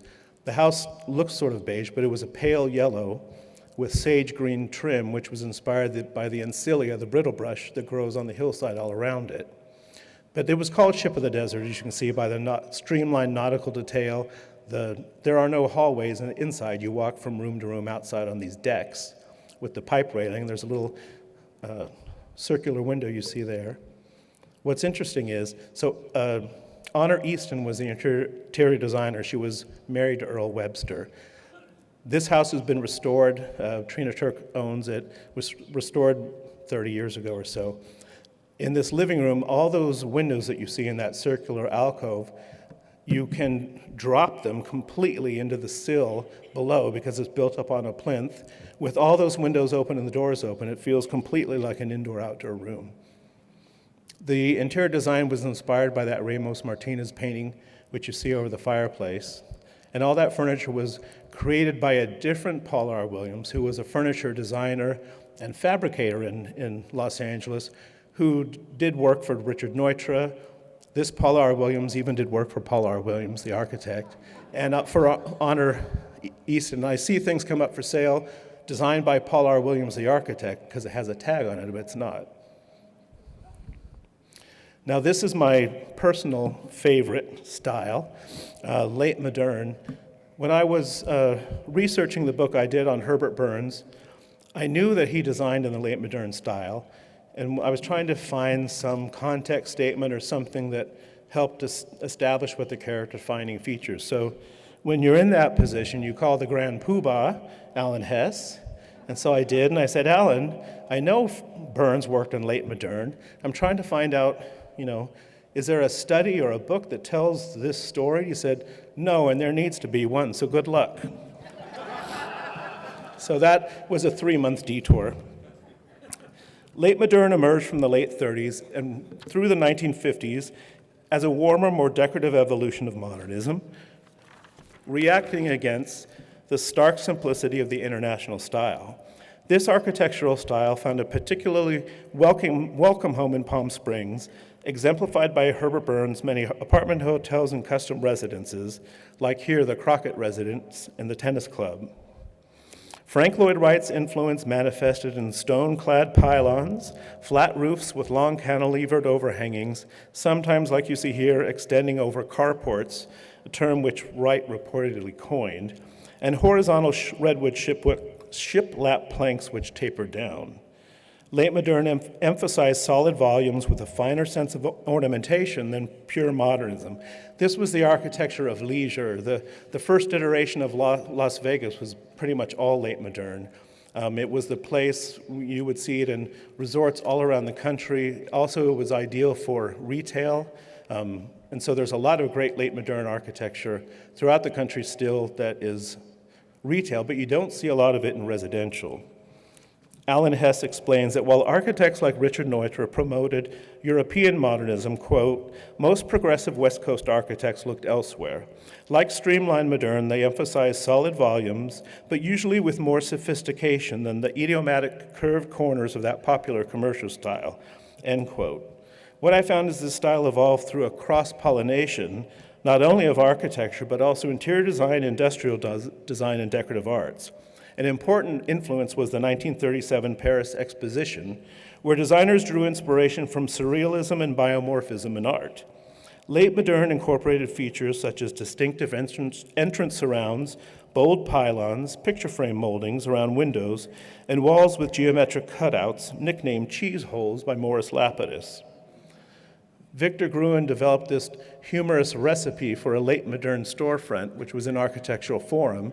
Take 5 long vertical poles, 3 freeform amoeba-shaped panels, 7 vertical fins or louvers, a few hundred pounds of plate glass, stir well with a T-square, add artificial coloring, chartreuse is recommended, and serve under strong fluorescent lights. Morris Lapidus, though he didn't work in Palm Springs, developed a late modern vocabulary that influenced the style nationally, including elements like bean poles, that's what he called those vertical poles, woggles, which were biomorphic shapes and ceiling coves, and theatrical lighting. He said for his commercial architecture that the store itself now is on sale, so the whole front of the store would be plate glass. The interior had to be moth architecture, so it would draw you in with beautiful lighting and colorful interiors. So the interior was on sale. Elizabeth Gordon, the very influential style setter and editor of House Beautiful magazine, noted, quote, "This was modern nobody can object to, with shadow lines and texture, jogs and changes of plane and materials that give pattern and eye interest, while maintaining structural simplicity and frankness." Palm Springs became home to an exceptional collection of late modern architecture, particularly in the late 40s, besides the work of Herbert Burns, Werdeman and Beckett's magnificent Bullock store, which unfortunately is torn down, and A. Quincy Jones and Paul Williams Tennis Club and the Town and Country Center. So we'll just walk through some of these things. This is Herbert Burns' first project. He was an architectural designer with no background. He had been a stockbroker and then a building contractor.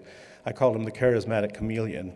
But this was his first project, which got international acclaim. It was in Architectural Forum the year after. I found references to it in South African architectural record, comparing it with Le Corbusier and Frank Lloyd Wright, which must have thrilled him. but you see the bean poles and the woggles.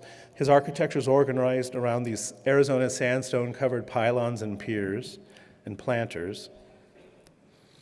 Also louvers, which were a late modern motif. This is the house that we restored several years ago and owned.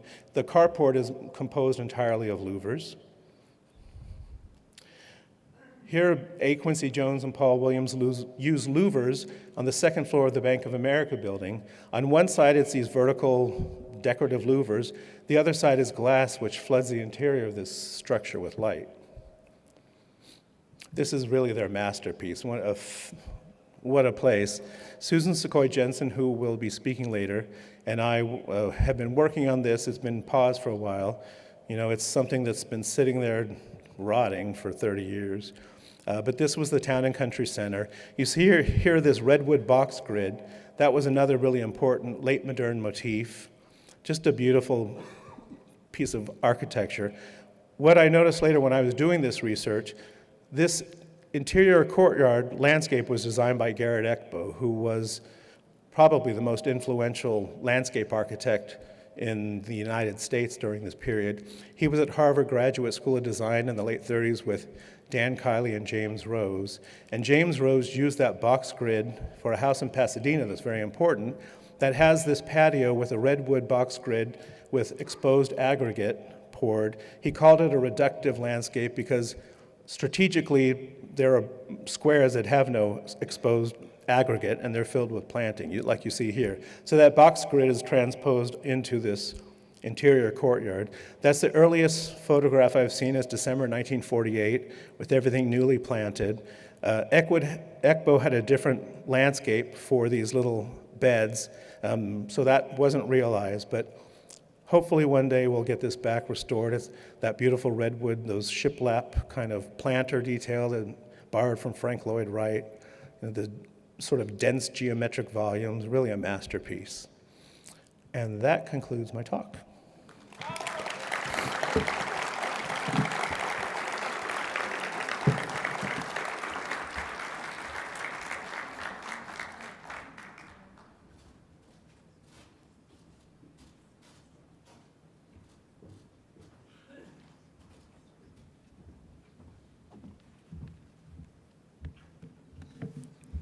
Stephen, thank you for taking us through a monumental task of walking through the various architectural styles that have shaped Palm Springs.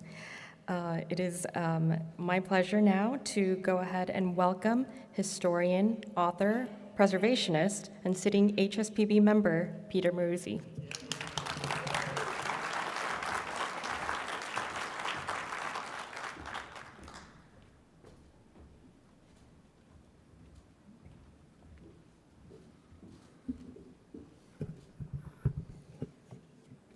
Hello, everyone.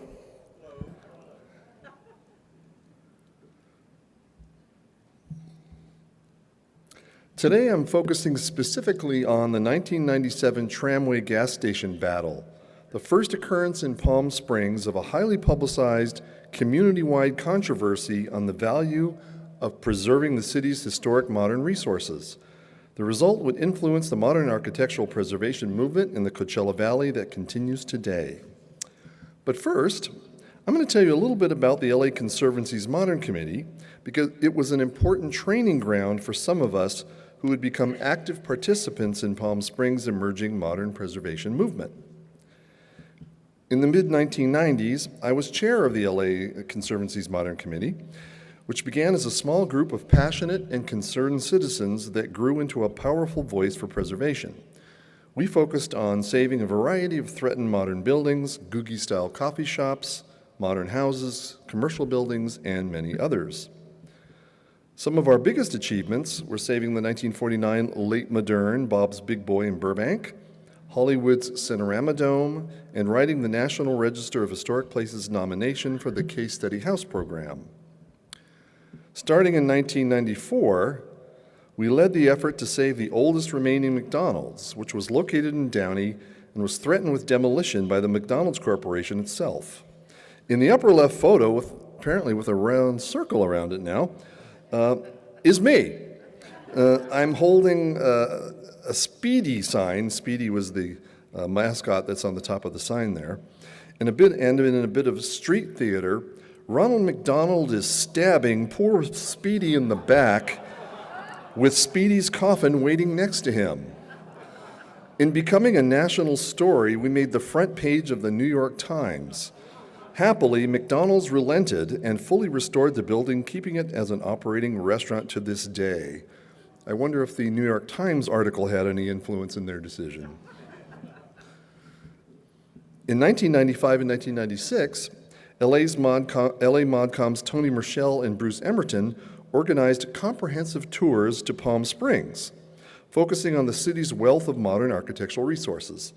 Here we are touring the Idris House with the original architect E. Stewart Williams in the blue shirt. And as you saw earlier, this is the same group, in front of the already boarded up Tramway gas station.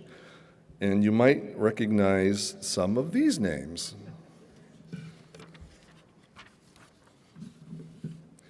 Meanwhile, around the same time, noted writer and designer Brad Dunning already had a house in Palm Springs and was a member of the city's Historic Site Preservation Board.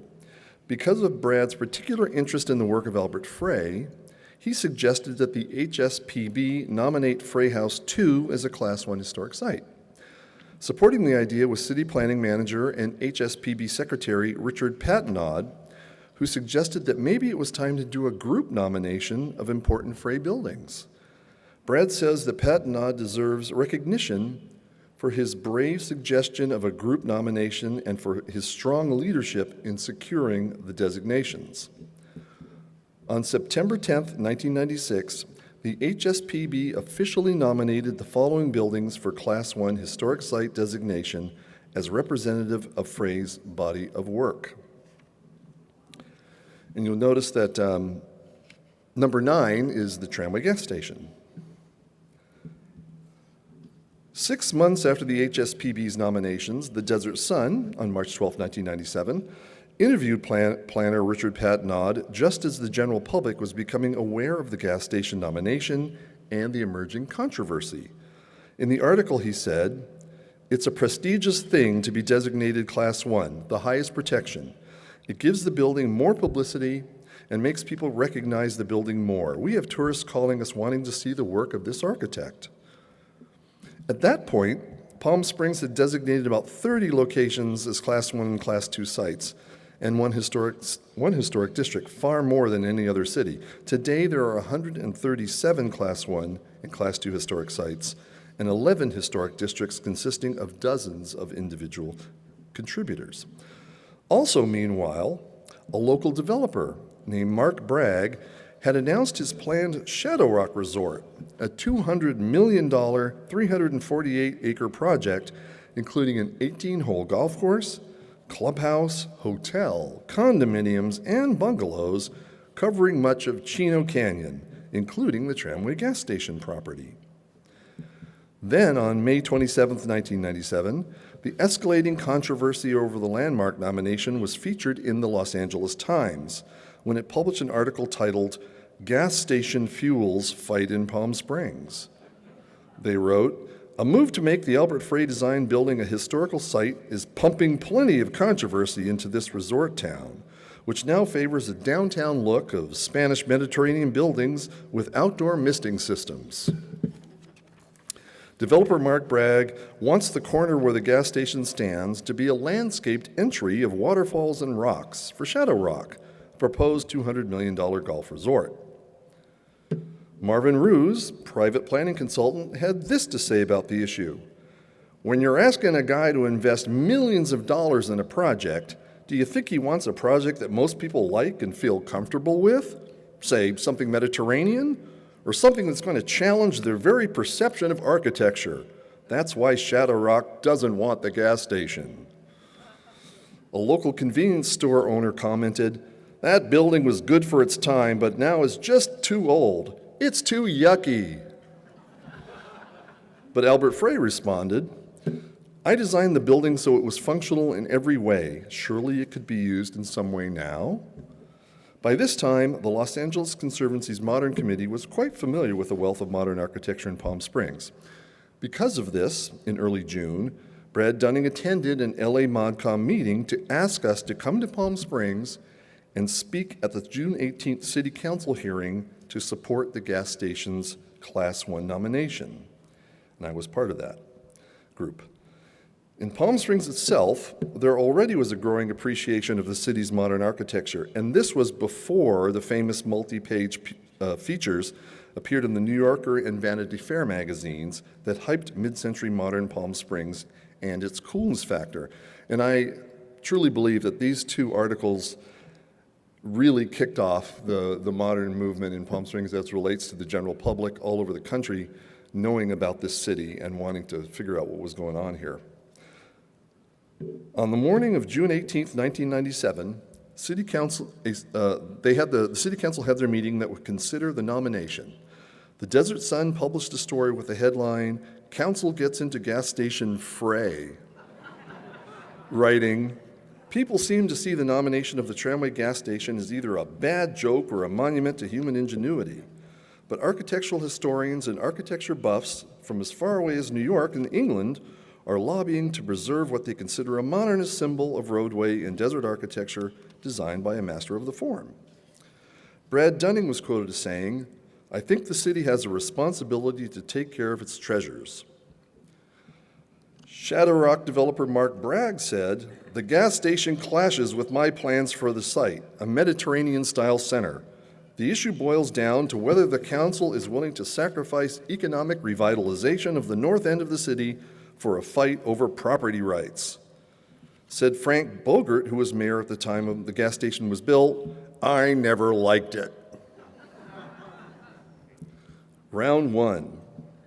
From the archived minutes of numerous city council meetings, the full story of what transpired during the controversy is presented to you today.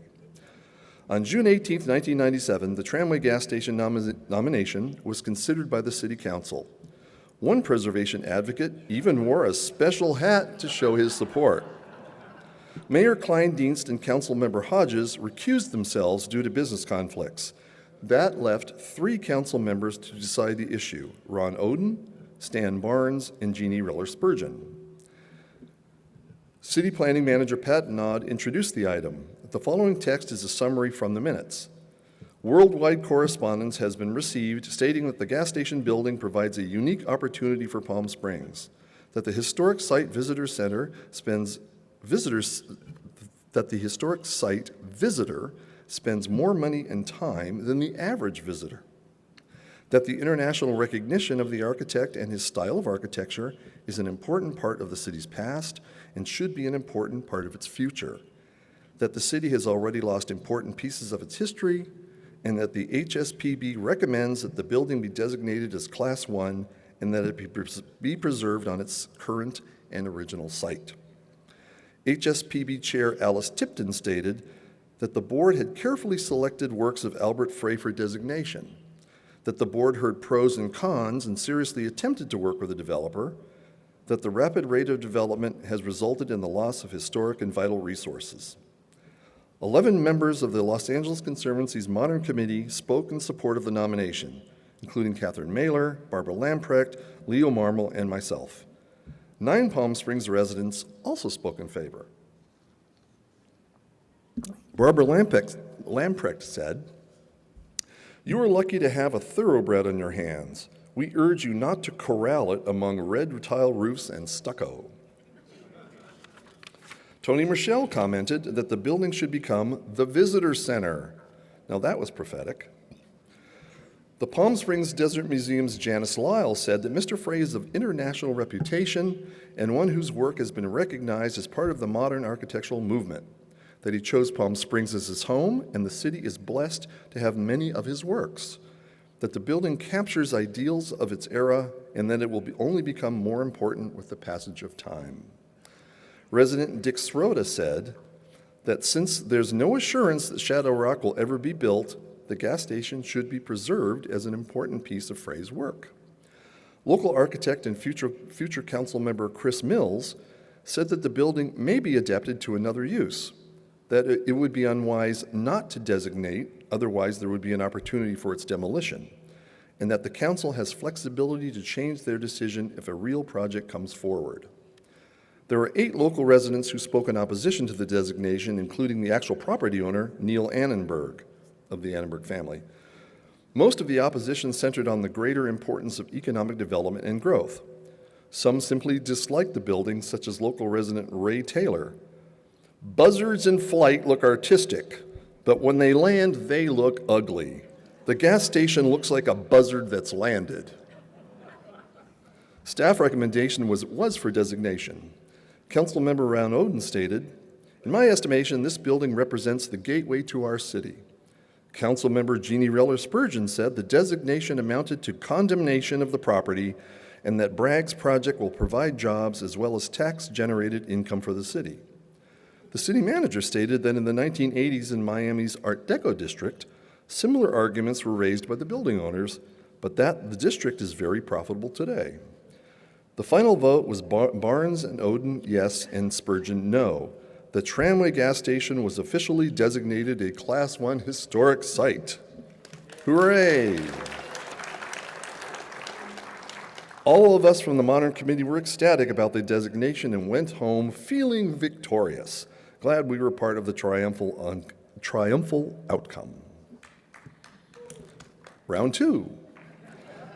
Just 1 month later, on July 16th, at the insistence of Councilmember Jeannie Reller Spurgeon, the City Council discussed their decision to designate the Tramway gas station. Ron Oden. As a council member, one has to make hard decisions, and some decisions are unpopular, and that decisions by the council affect property owners all the time. The city attorney stated that the council could rescind the designation. Jeannie Reller Spurgeon moved to rescind the designation, but the motion failed due to a lack of a second. Spurgeon then said that the majority of people she has spoken to want to see the designation removed, that she wanted the preservation ordinance amended such that owner's concurrence would be necessary for designation, or that the city should compensate the owner.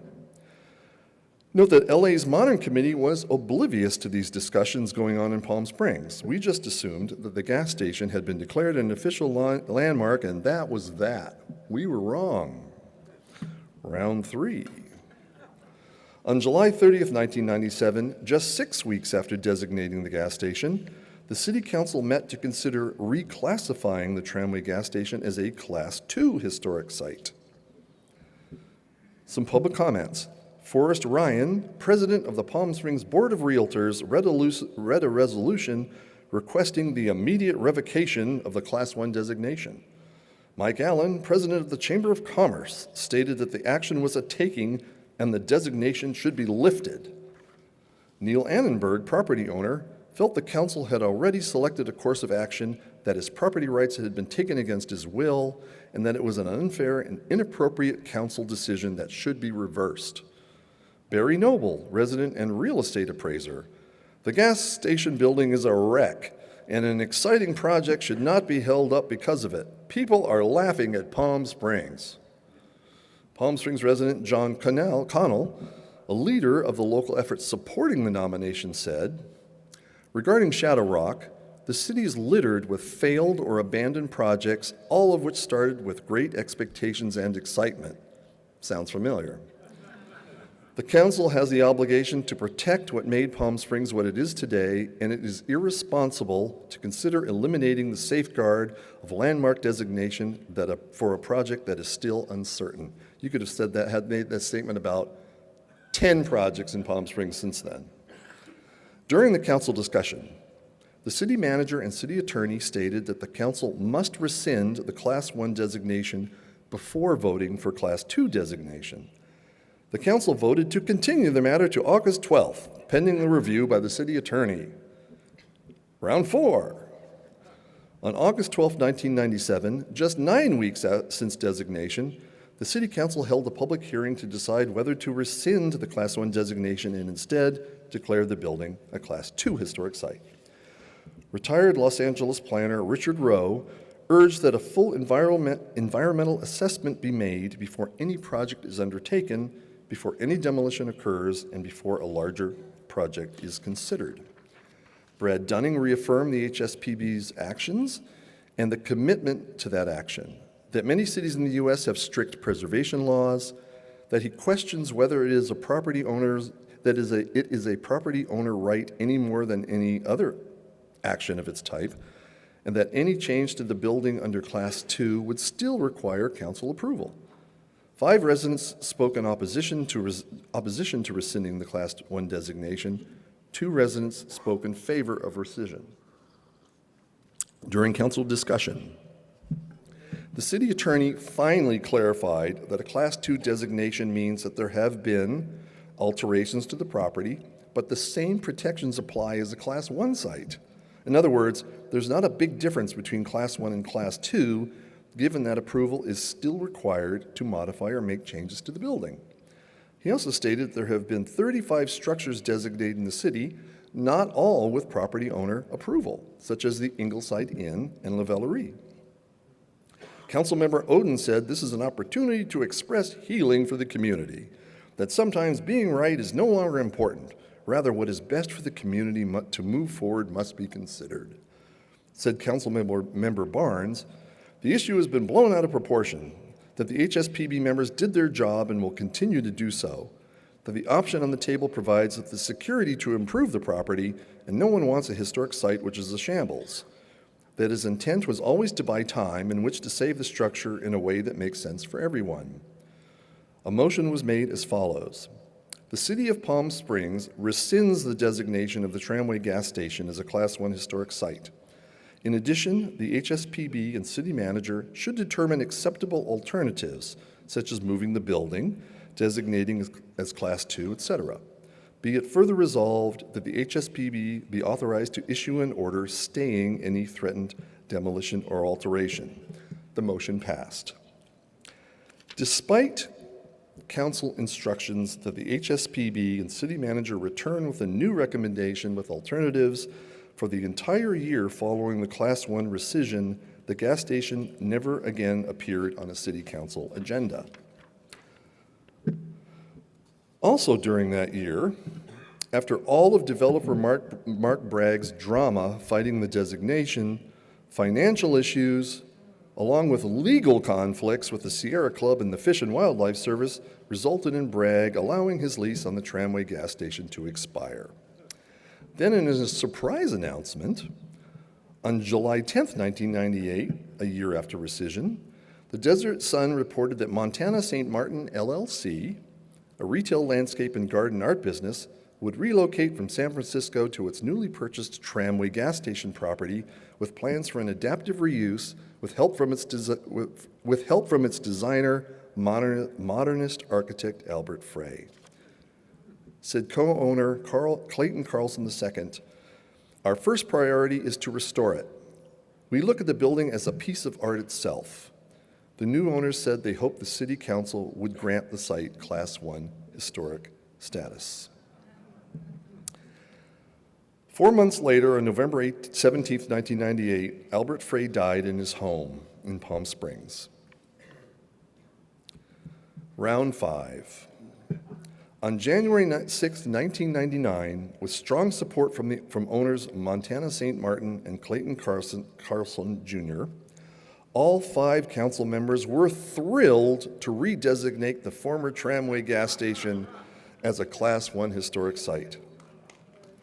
After 1.5 years of renovations, the Montana St. Martin Gallery opened to the public in January 2000. Sadly, for a variety of reasons, including the inability of motorists to actually see the art and sculptures hidden behind the new wall, the gallery closed its doors in early 2002.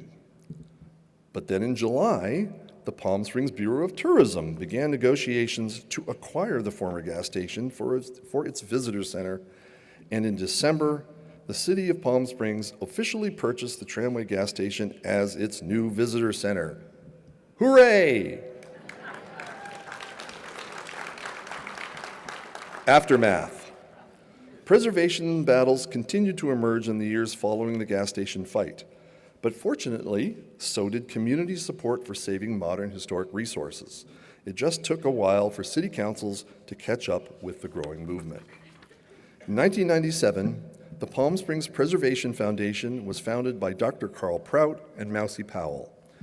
I was on PSPF's board for about a year, but then left to co-found the Palm Springs Modern Committee to fight the demolition of Albert Frey's Fire Station Number 1 by the city for a parking structure.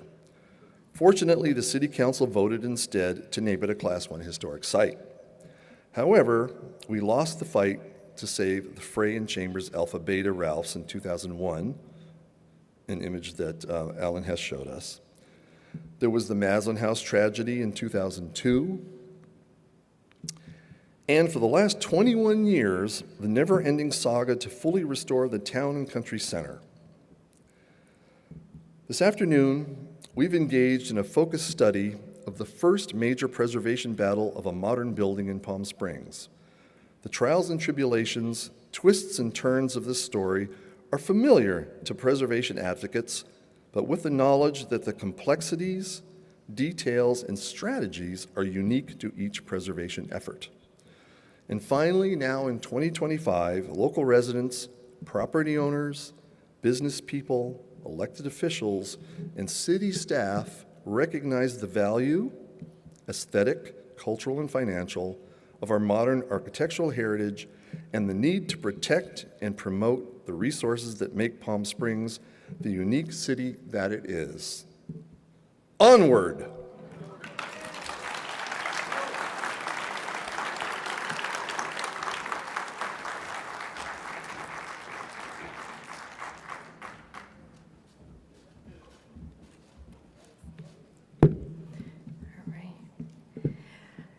Our city's preservation journey has sparked remarkable transformations and continue to influence the evolution of our urban landscape. Thank you, Peter. Our last speaker is an architect that specializes in historic preservation, and her projects have been honored with design awards from a variety of preservation organizations. It is my pleasure to welcome Susan Sequoy Jensen.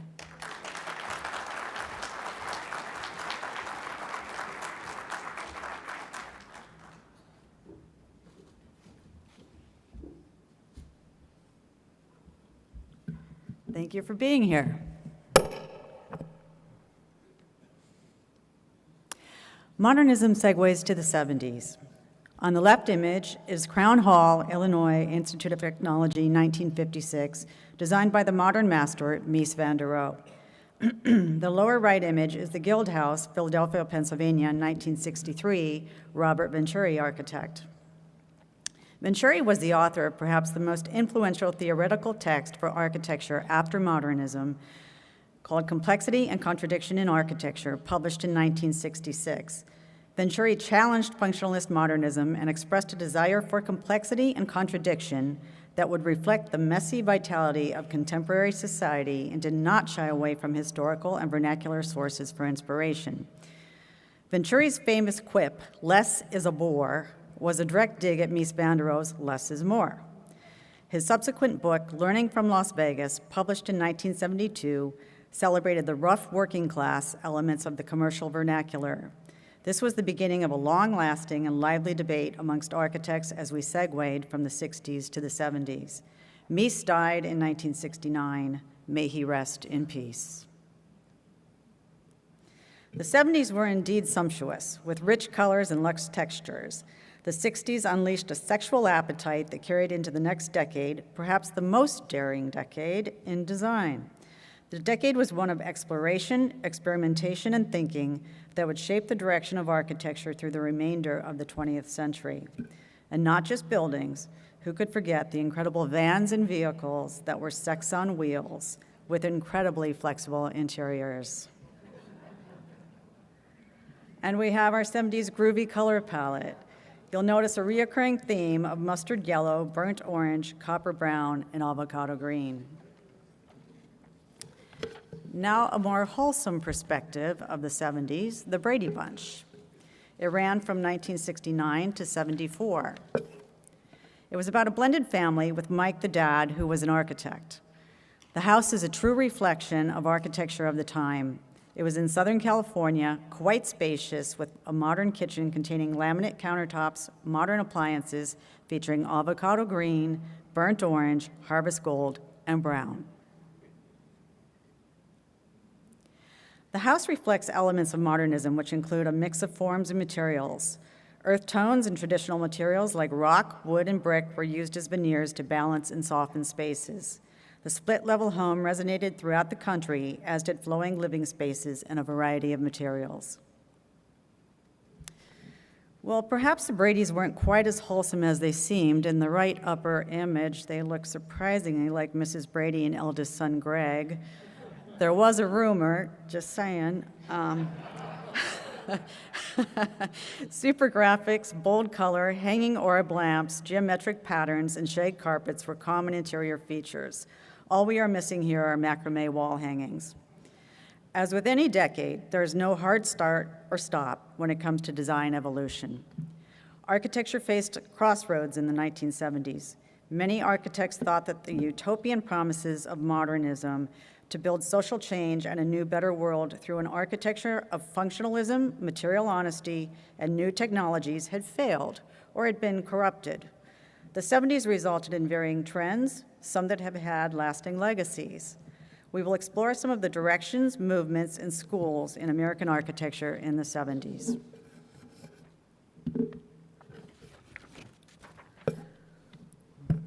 Lou Kahn developed his most important architectural principles when he was in his 50s. It was at this point that he turned away from some of the teachings of the International style. His time exploring ancient architecture in Greece, Italy, and Egypt inspired him to develop a hybrid between these modernist and ancient influences. Several of Kahn's most important projects were completed in the 1970s, including the library at Phillips Exeter Academy in New Hampshire, 1965 through 72, the Kimball Art Museum, Fort Worth, Texas, 1972, and the National Assembly Building in Bangladesh, 1965 through 74. His untimely death occurred in 1974. And Philip Johnson created the iconic Glass House in New Haven, Connecticut in 1949. The image on the right is his creation of Crystal Cathedral in Garden Grove, California. It was designed as a religious theater of sorts, acting as both television studio and stage to a congregation of 3,000. It was commissioned by renowned televangelist Robert Schuller, designed in the 1970s and completed in 1980. He became a little bit country, a little bit rock and roll, a little bit Corbu, a little bit Venturi, but without much soul. Here he is holding a model of a seminal postmodern work, the AT&T building in New York City. He had an ability to take on and push forward various architectural styles as the prevailing winds shifted. And Robert Venturi, together with his wife and partner, Denise Scott Brown, helped shape the way that architects, planners, and students experience and think about architecture and the built environment. Their buildings, planning, theoretical writings, and teaching contributed to the expansion of discourse about architecture. A controversial critic of what he saw as the blithely functionalist and symbolically vacuous architecture of corporate modernism during the 1950s, Venturi was one of the first architects to publicly question some of the premises of the modern movement. And here you see Venturi's Fire Station Number 4, Columbus, Indiana, 1968. As the following architects were coming into maturity in the 1970s, they were experimenting with various continuations and divergences from modernism and developing the material, formal, and linguistic framework that would shape the profession through the remainder of the 20th century. On the left, you have Michael Graves' Hanselman House in Indiana, 1967 through the 70s. On the right is Charles Moore and team with his Sea Ranch buildings in Sonoma, California, 1960s and 70s. On the left, we have Cesar Pelli, the Pacific Design Center, Los Angeles, 1975. And on the right, Kevin Roche and John Dinkeloo, Post Office, Columbus, Indiana, 1970. Morse architects here, Peter Eisenman, Falk House, Hardwick, Vermont, 1970. Stanley Tigerman, Richard Marion House, Illinois, 1978. Richard Meyer, Saltzman House, East Hampton, Long Island, 1969. And on the right is Charles Gwathmey, Residence and Studio, Long Island, New York, 1965. And here we have Frank Gehry. His home and studio, Santa Monica, California, 1978. It's certainly a departure from the philosophies of the modernist and the mid-century modernist. He continued to explore variations of a theme, resulting in future projects like the Guggenheim Museum, Bilbao, and the Disney Concert Hall, Los Angeles, which have become some of the world's most iconic public architecture. As you can see, a lot was happening throughout the country. Fantastic examples of late modernist design within the Miesian tradition were still being constructed in the 70s, but were still very much informed by their contemporary moment, particularly the interiors. A great example is John Montesami's design for the Johnson Publishing Company, an African-American-owned publishing company whose empire would include Ebony and Jet magazine, the headquarters in Chicago in the early 70s.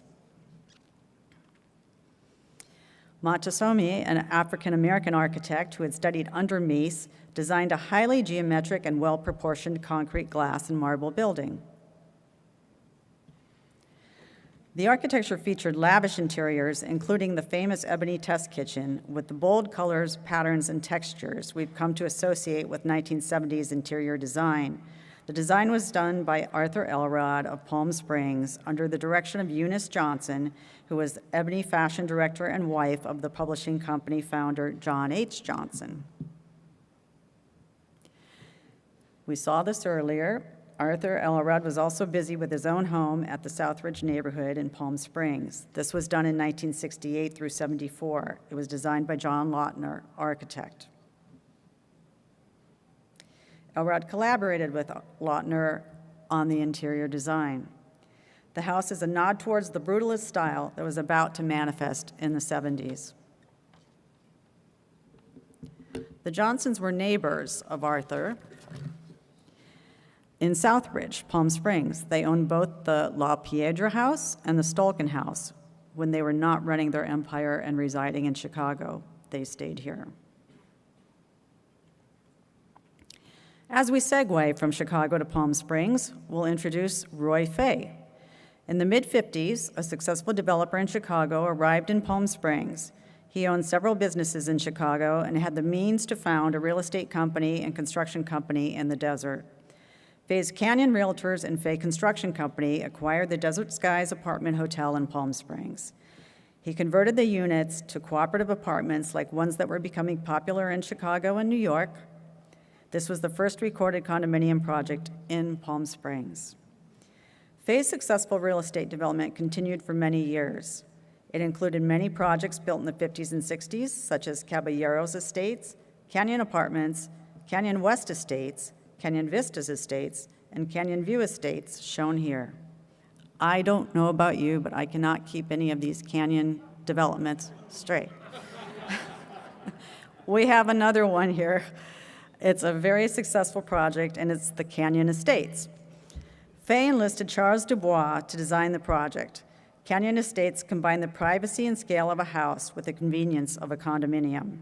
They were considered executive homes. These luxurious units were affordable to affluent seasonal owners from the East Coast and Midwest who flocked to the desert in the high season for sunshine and warmth. Shaded entrance atriums feature large double doors with oversized handles made of brass, originally created to carry funeral caskets. Two-car garages with adjacent laundry rooms were standard when most homes still had open carports. Sunken tubs, wet bars, breakfast rooms, and cedar-lined fur closets are common. 36 executive homes include a fourth bedroom for live-in help as well as private pools. When the construction began in the early 70s, home prices started at $40,000. But by the time the construction of Canyon Estates finished in 1977, home prices had tripled. People loved Dubois' designs and Fay's single-family homes with condo amenities concept.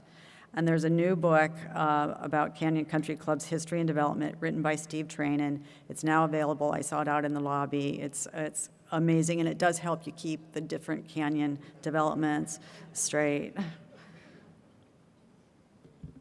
Roy Fay and his son, Rob, developed several homes from the 1960s through the 70s, including Mesquite Canyon Estates in 1979.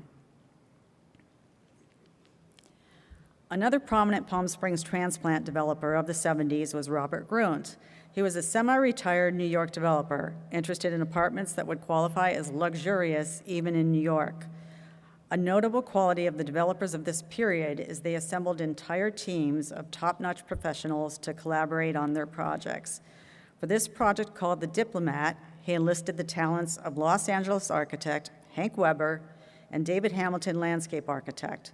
The team had previously worked with Don Wexler on Palm Springs Airport, amongst other notable projects.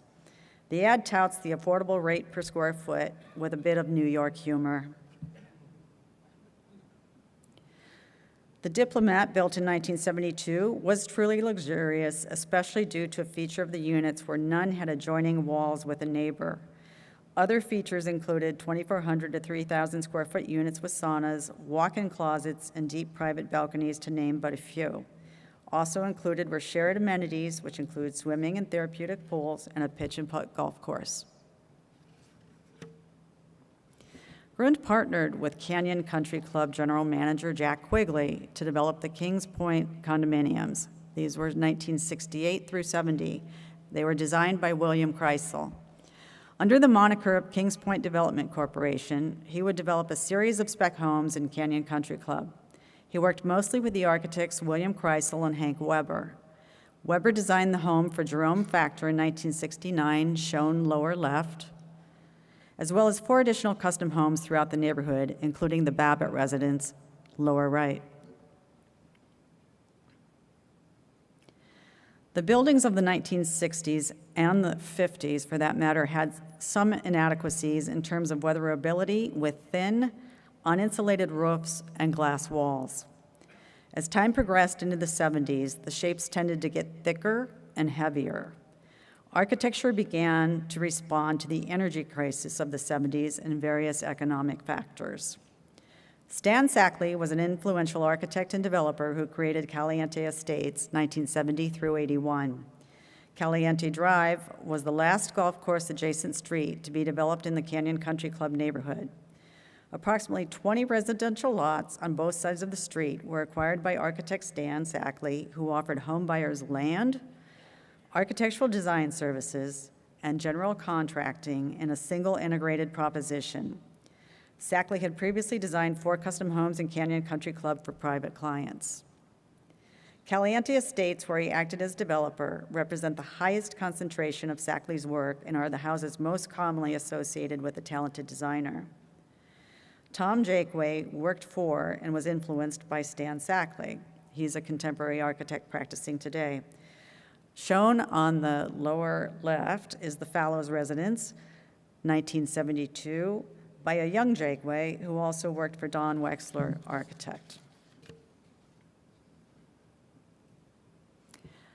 And Wexler also got in on the condo craze in the 70s. This is the Springs, developed 1971 through 73. It was intended to be a community of 124 condominiums on 11 acres and built in 3 phases. Only one phase of 40 units was complete before the economic downturn of the 1970s derailed the larger development plan. Twin Springs marked the return of Don Wexler to the Canyon neighborhood, where he, along with former partner Rick Harrison, helped create the community's master plan and design the Canyon Country Club Golf Course Clubhouse, and that was in the early 60s. Marketing for the complex emphasized the pursuit of a good life and depicted the stylish and alluring lifestyle as envisioned by Wexler and the interiors by Elrod, 2 of the desert's most legendary design talents. During the 1970s, we often see architects' flirtation with brutalism and postmodernism. Here we have Wexler's Merrill Lynch, Pierce, Fenner and Smith building, 1971. That's the lower right. And then the other images are the Desert Water Agency, 1978. William Cody designed the Palm Springs Library, 1973. Observed along with other buildings of the era, the library begins to reveal an iconic post-mid-century modern Palm Springs style. Its angled external slabs are made from untreated local earth, creating a low-slung bunker that leads into an interior full of light filtering in from a crosshatch of skylights. Not to miss out on the condo craze, William Cody designed the Whitewater Country Club condominiums, developed by Harry Chaddock, who had worked extensively at the Palm Springs Tennis Club with Cody. For these condos, Cody developed a master plan where each condo building is placed next to a different type of condo building, ensuring variety throughout the complex. It was completed in 1972. E. Stewart Williams, very involved with the Crafton Hills College, Yucaipa, California, 1972. The buildings have an unapologetically brutalist profile. Williams was the architect of the campus master plan and the chief designer of its buildings. At the same time that Williams was involved in the Crafton Hills College project, he was designing the Palm Springs Art Museum, which opened in 1976. Note the brutalist characteristics of corduroy concrete, large exposed aggregate, natural unadorned materials, and angular geometric shapes. In the mid-1990s, Williams re-engaged in the design of the third floor addition during his retirement. Hugh Kaptor had a strong presence in 1970s desert modernism. Here you see examples of adobe minimalism with rounded corners and simple materials. On the left is the Fire Station Number 4, 1971, and on the right, the Smoke Tree Racket Club condominiums, 1973 through 76. One of my personal favorites, Tahquitz Plaza, which is now Kaptor Plaza. It was designed in 2 phases from 1974 through 1977. On the lower left, we saw this image earlier. It's the Casablanca Motor Hotel, AKA Musicland, designed in 1970, which perhaps foreshadowed the horizontal windows and formal aesthetics of Tahquitz Plaza. A year-long battle to preserve this complex occurred in 2015, and the preservation community finally prevailed. It involved ModCom, PSPF, community advocates. It was very, very heated, and yet we got it. Kaptor originally designed the buildings, as he stated, to grow from the desert floor, and feels these buildings represent some of his best work from this period.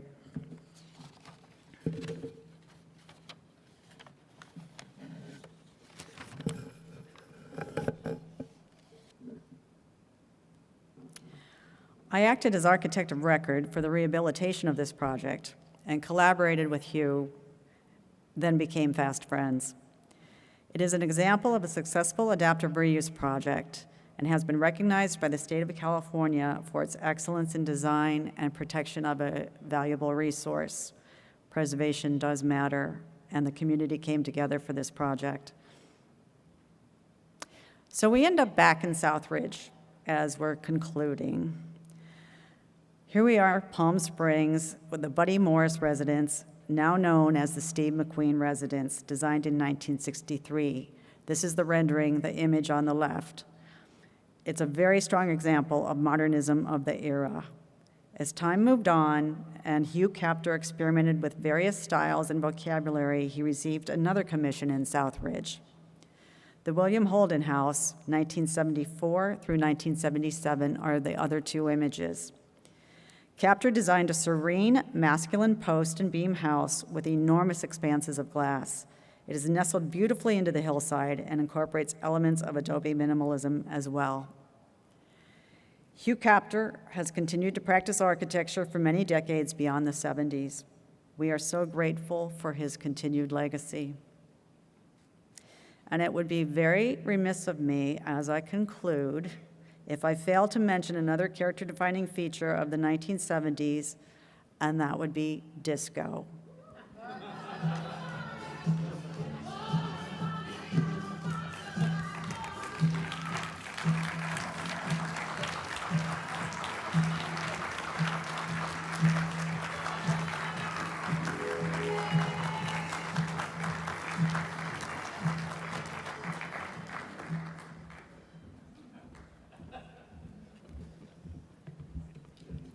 Thank you, Susan. As we conclude with modernism in the 70s with a bit of disco, it is official. We live in amazing desert community that is like no place else. Although we're a bit behind on schedule, I hope that everyone has enjoyed the program so far, and I would like to say let's give a round of applause to our amazing speakers with their amazing talks.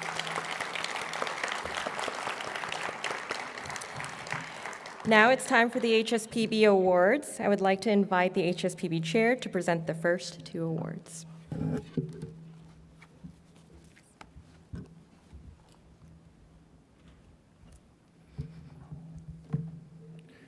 Wow, what a program. All right, here we are at the very end of the evening. And off to the races.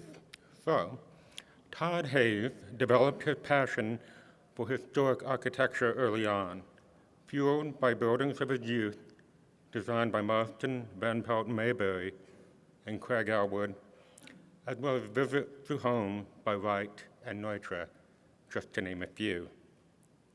Educated at Pasadena City College and Art Center College of Design, Todd holds a degree in communications from USC. An active real estate agent in Southern California, his comprehensive understanding of the historic real estate marketplace has been honed by his own 25-plus personal home renovation and restoration projects. Todd is a past board member of Pasadena Heritage. He served 6 years on the HSPB and is now on the board of the Palm Springs Preservation Foundation. His work has been featured in national newspapers and publications, as well as on national and local news. Todd bears large responsibility for refinding the long-forgotten Bella Vista tract, with 3 of his restorations, for which he wrote the nomination, have received Class 1 designation, and 2 of which are on the National Register of Historic Places. For his successful endeavors regarding the importance of historic preservation in Palm Springs and his tireless restoration efforts in Albert Frey's Bella Vista tract, on behalf of the Historic Site Preservation Board, the City of Palm Springs is proud to present the 2025 Preservation Matters Award to Todd Hayes. Congratulations.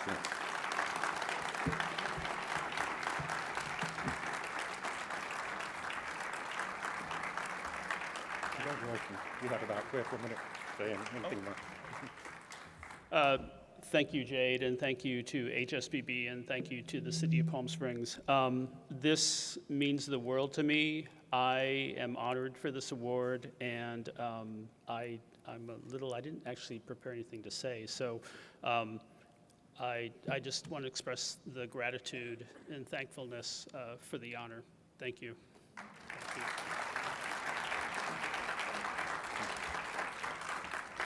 Okay, moving along. We have 4 awards in total tonight, so I'm moving on to the second one. The Robson and Helen Chambers residence, a Class 1 historic site in the Warm Sands neighborhood, was designed by master architect Robson Chambers in 1946, with his very own additions in 1950 and again in 1956. After the family sold the house in 1961, it changed hands at least 12 times before being sold to current owners Monica May and Carlos Ferraro in 2018. May and Ferraro consulted original blueprints and historical photos by Julius Schulman to help restore the building back to its original integrity. As multidisciplinary visual artists and photographers by trade, they understand that even little details matter, and they use that philosophy to recapture the real essence of the Chambers design. For your commitment and devotion toward the preservation and faithful restoration of the historic 1946 Chambers family residence, on behalf of the Historic Site Preservation Board, the City of Palm Springs is proud to present a 2025 Certificate of Recognition to Monica May and Carlos Ferraro. Congratulations.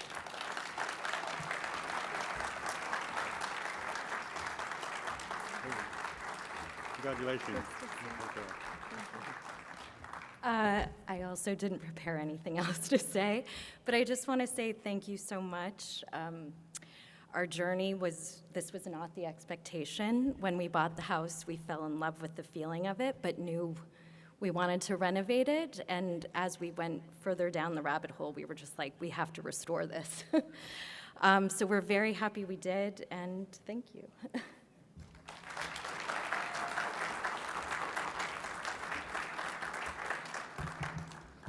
Great. Now I would like to welcome to the stage Councilmember Jeffrey Bernstein, who will give the following two awards.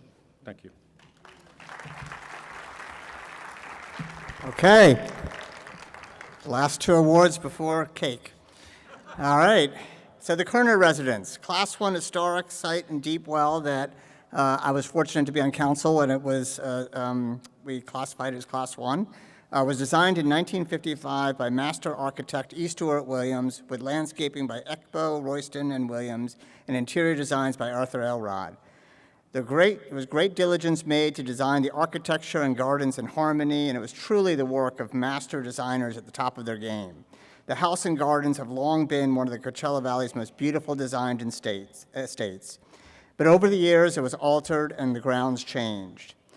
But in 2018, the current owner, David Wright, purchased the home and embarked on a multi-year painstaking restoration overseen by Maureen Irby and Henry Blackman of M Design Architects, and the gardens were restored by preservation landscape architect J.C. Miller, using original drawings, making it the most authentic example of a modernist landscape in the Coachella Valley today.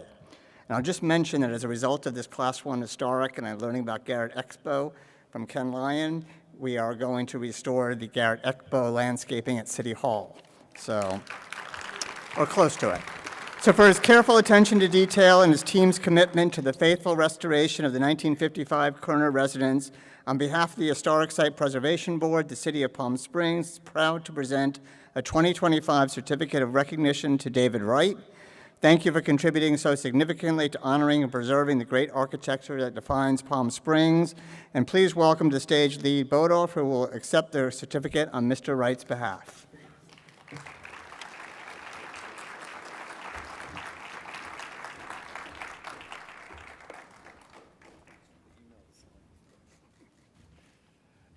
David couldn't be here. He's in New York, so he just asked me to thank everybody very much. It was a surprise to him.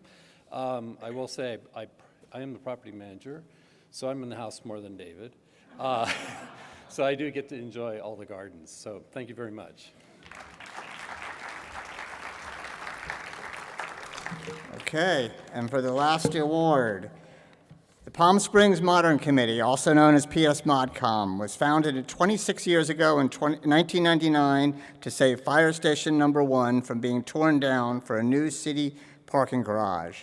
Thankfully, the City Council at the time acknowledged the significance of the important Albert Frey designed building by choosing another site for the garage and then designating the fire station as a Class 1 historic site. And for those of you wondering, Albert Frey's fire station is still a Class 1 historic site, and City Council does recognize that. So, as an organization committed to advocacy, education, and preservation, a few of PS ModCom's notable achievements include the following: creation of the successful modern map of Palm Springs and the hugely popular mid-century modern tour mobile app, the development of the educational Palm Springs modern kiosk at the Palm Springs Visitor Center to support heritage tourism, and the annual PS ModCom Architectural Preservation Award since 2003, which recognize individuals for excellence in restoration, preservation, and design. And of course, the BEAM program with the educational for our kids. But most importantly, though, PS ModCom has understands, advocated for, and promoted preservation of desert modern architecture and design.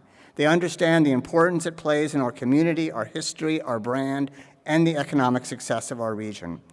For PS ModCom's tireless advocacy, education efforts, and successful endeavors towards the importance of mid-century modern architectural preservation in Palm Springs, on behalf of the Historic Site Preservation Board, the City of Palm Springs is proud to present the 2025 Legacy Award to the entire board of Palm Springs Modern Committee, comprised of hardworking individuals committed to the execution of their mission, many who have served on the board the entire 26 years. Courtney Newman, Peter Maruzzi, Chris Menrad, Nikki McLaughlin, Kim Zakowski, Julie Rogers, Peter Blackburn, Trina Turk, Jade Thomas Nelson, Hugh Wakeman, and Stacy Munich. Congratulations and thank you on behalf of the City of Palm Springs. And now please welcome to the stage Kim Zakowski, who will accept the award on behalf of PS Modcom.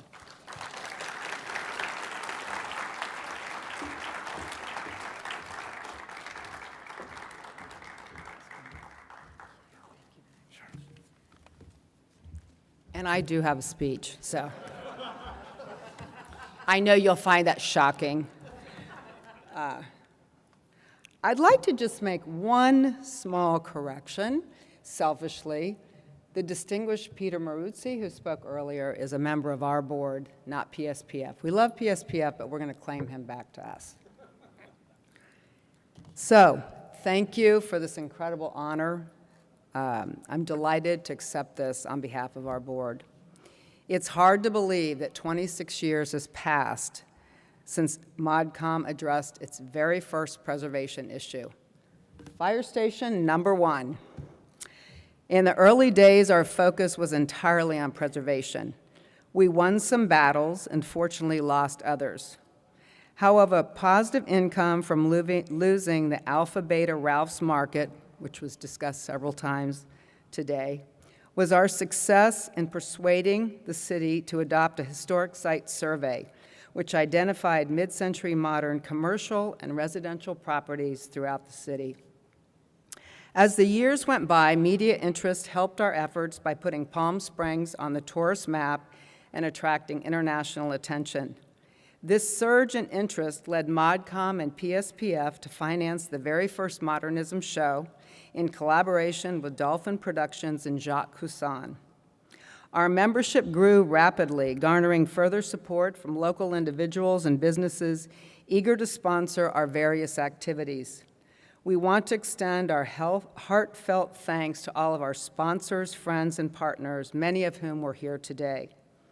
In our commitment to preservation, we launched an ambitious program to introduce our mission to Valley students. The Education Committee, originally chaired by Robert Imber, we love you, Robert, continues to expand its curriculum by providing scholarships and in-class education on architecture, art, model building, video production, and home tours through the BEAM program.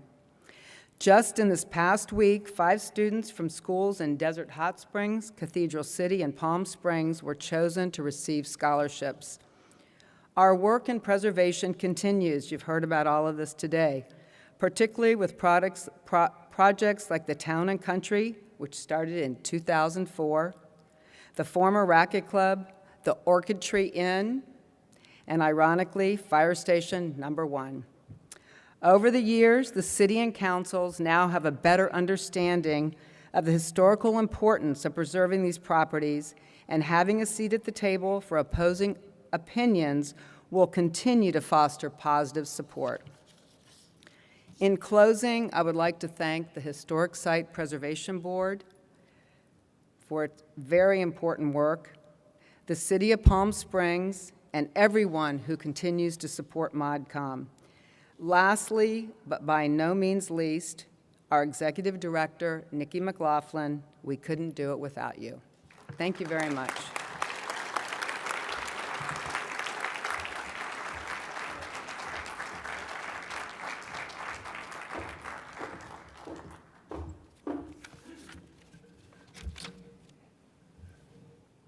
Again, I'd like to say congratulations to all of our awardees this year. As our program draws to a close, I'd like to take a really brief moment to thank all of the people who have been instrumental to making this event happen. While they are listed on the program, I'd like to give a special thanks to Dick Burkett and Deborah Hovel and Richard Hovel for their vision in producing this year's symposium with the HSPB. Thank you so much. Thank you, Mayor Rhonda Hart and Councilmember Bernstein for your support and attendance of today's event. And thank you to the staff and friends that helped for all the details to come together. Thank you for all the allied participating preservation groups. And this year we actually had the National Trust for Historic Preservation support our event in sending the Preservation magazine for distribution. We'd also like to thank all of the students who participated with their models this year. Your models make the lobby shine. And thank you for the 4 wonderful speakers and their passion for preservation. It really is what makes Palm Springs very special. And lastly, I'd like to thank all of you for coming and making this event a success and helping us mark our 10th symposium. Please join us in the reception. There has been there's some food available for everyone to enjoy, as well as the book signing event. So thank you again, and have a good night.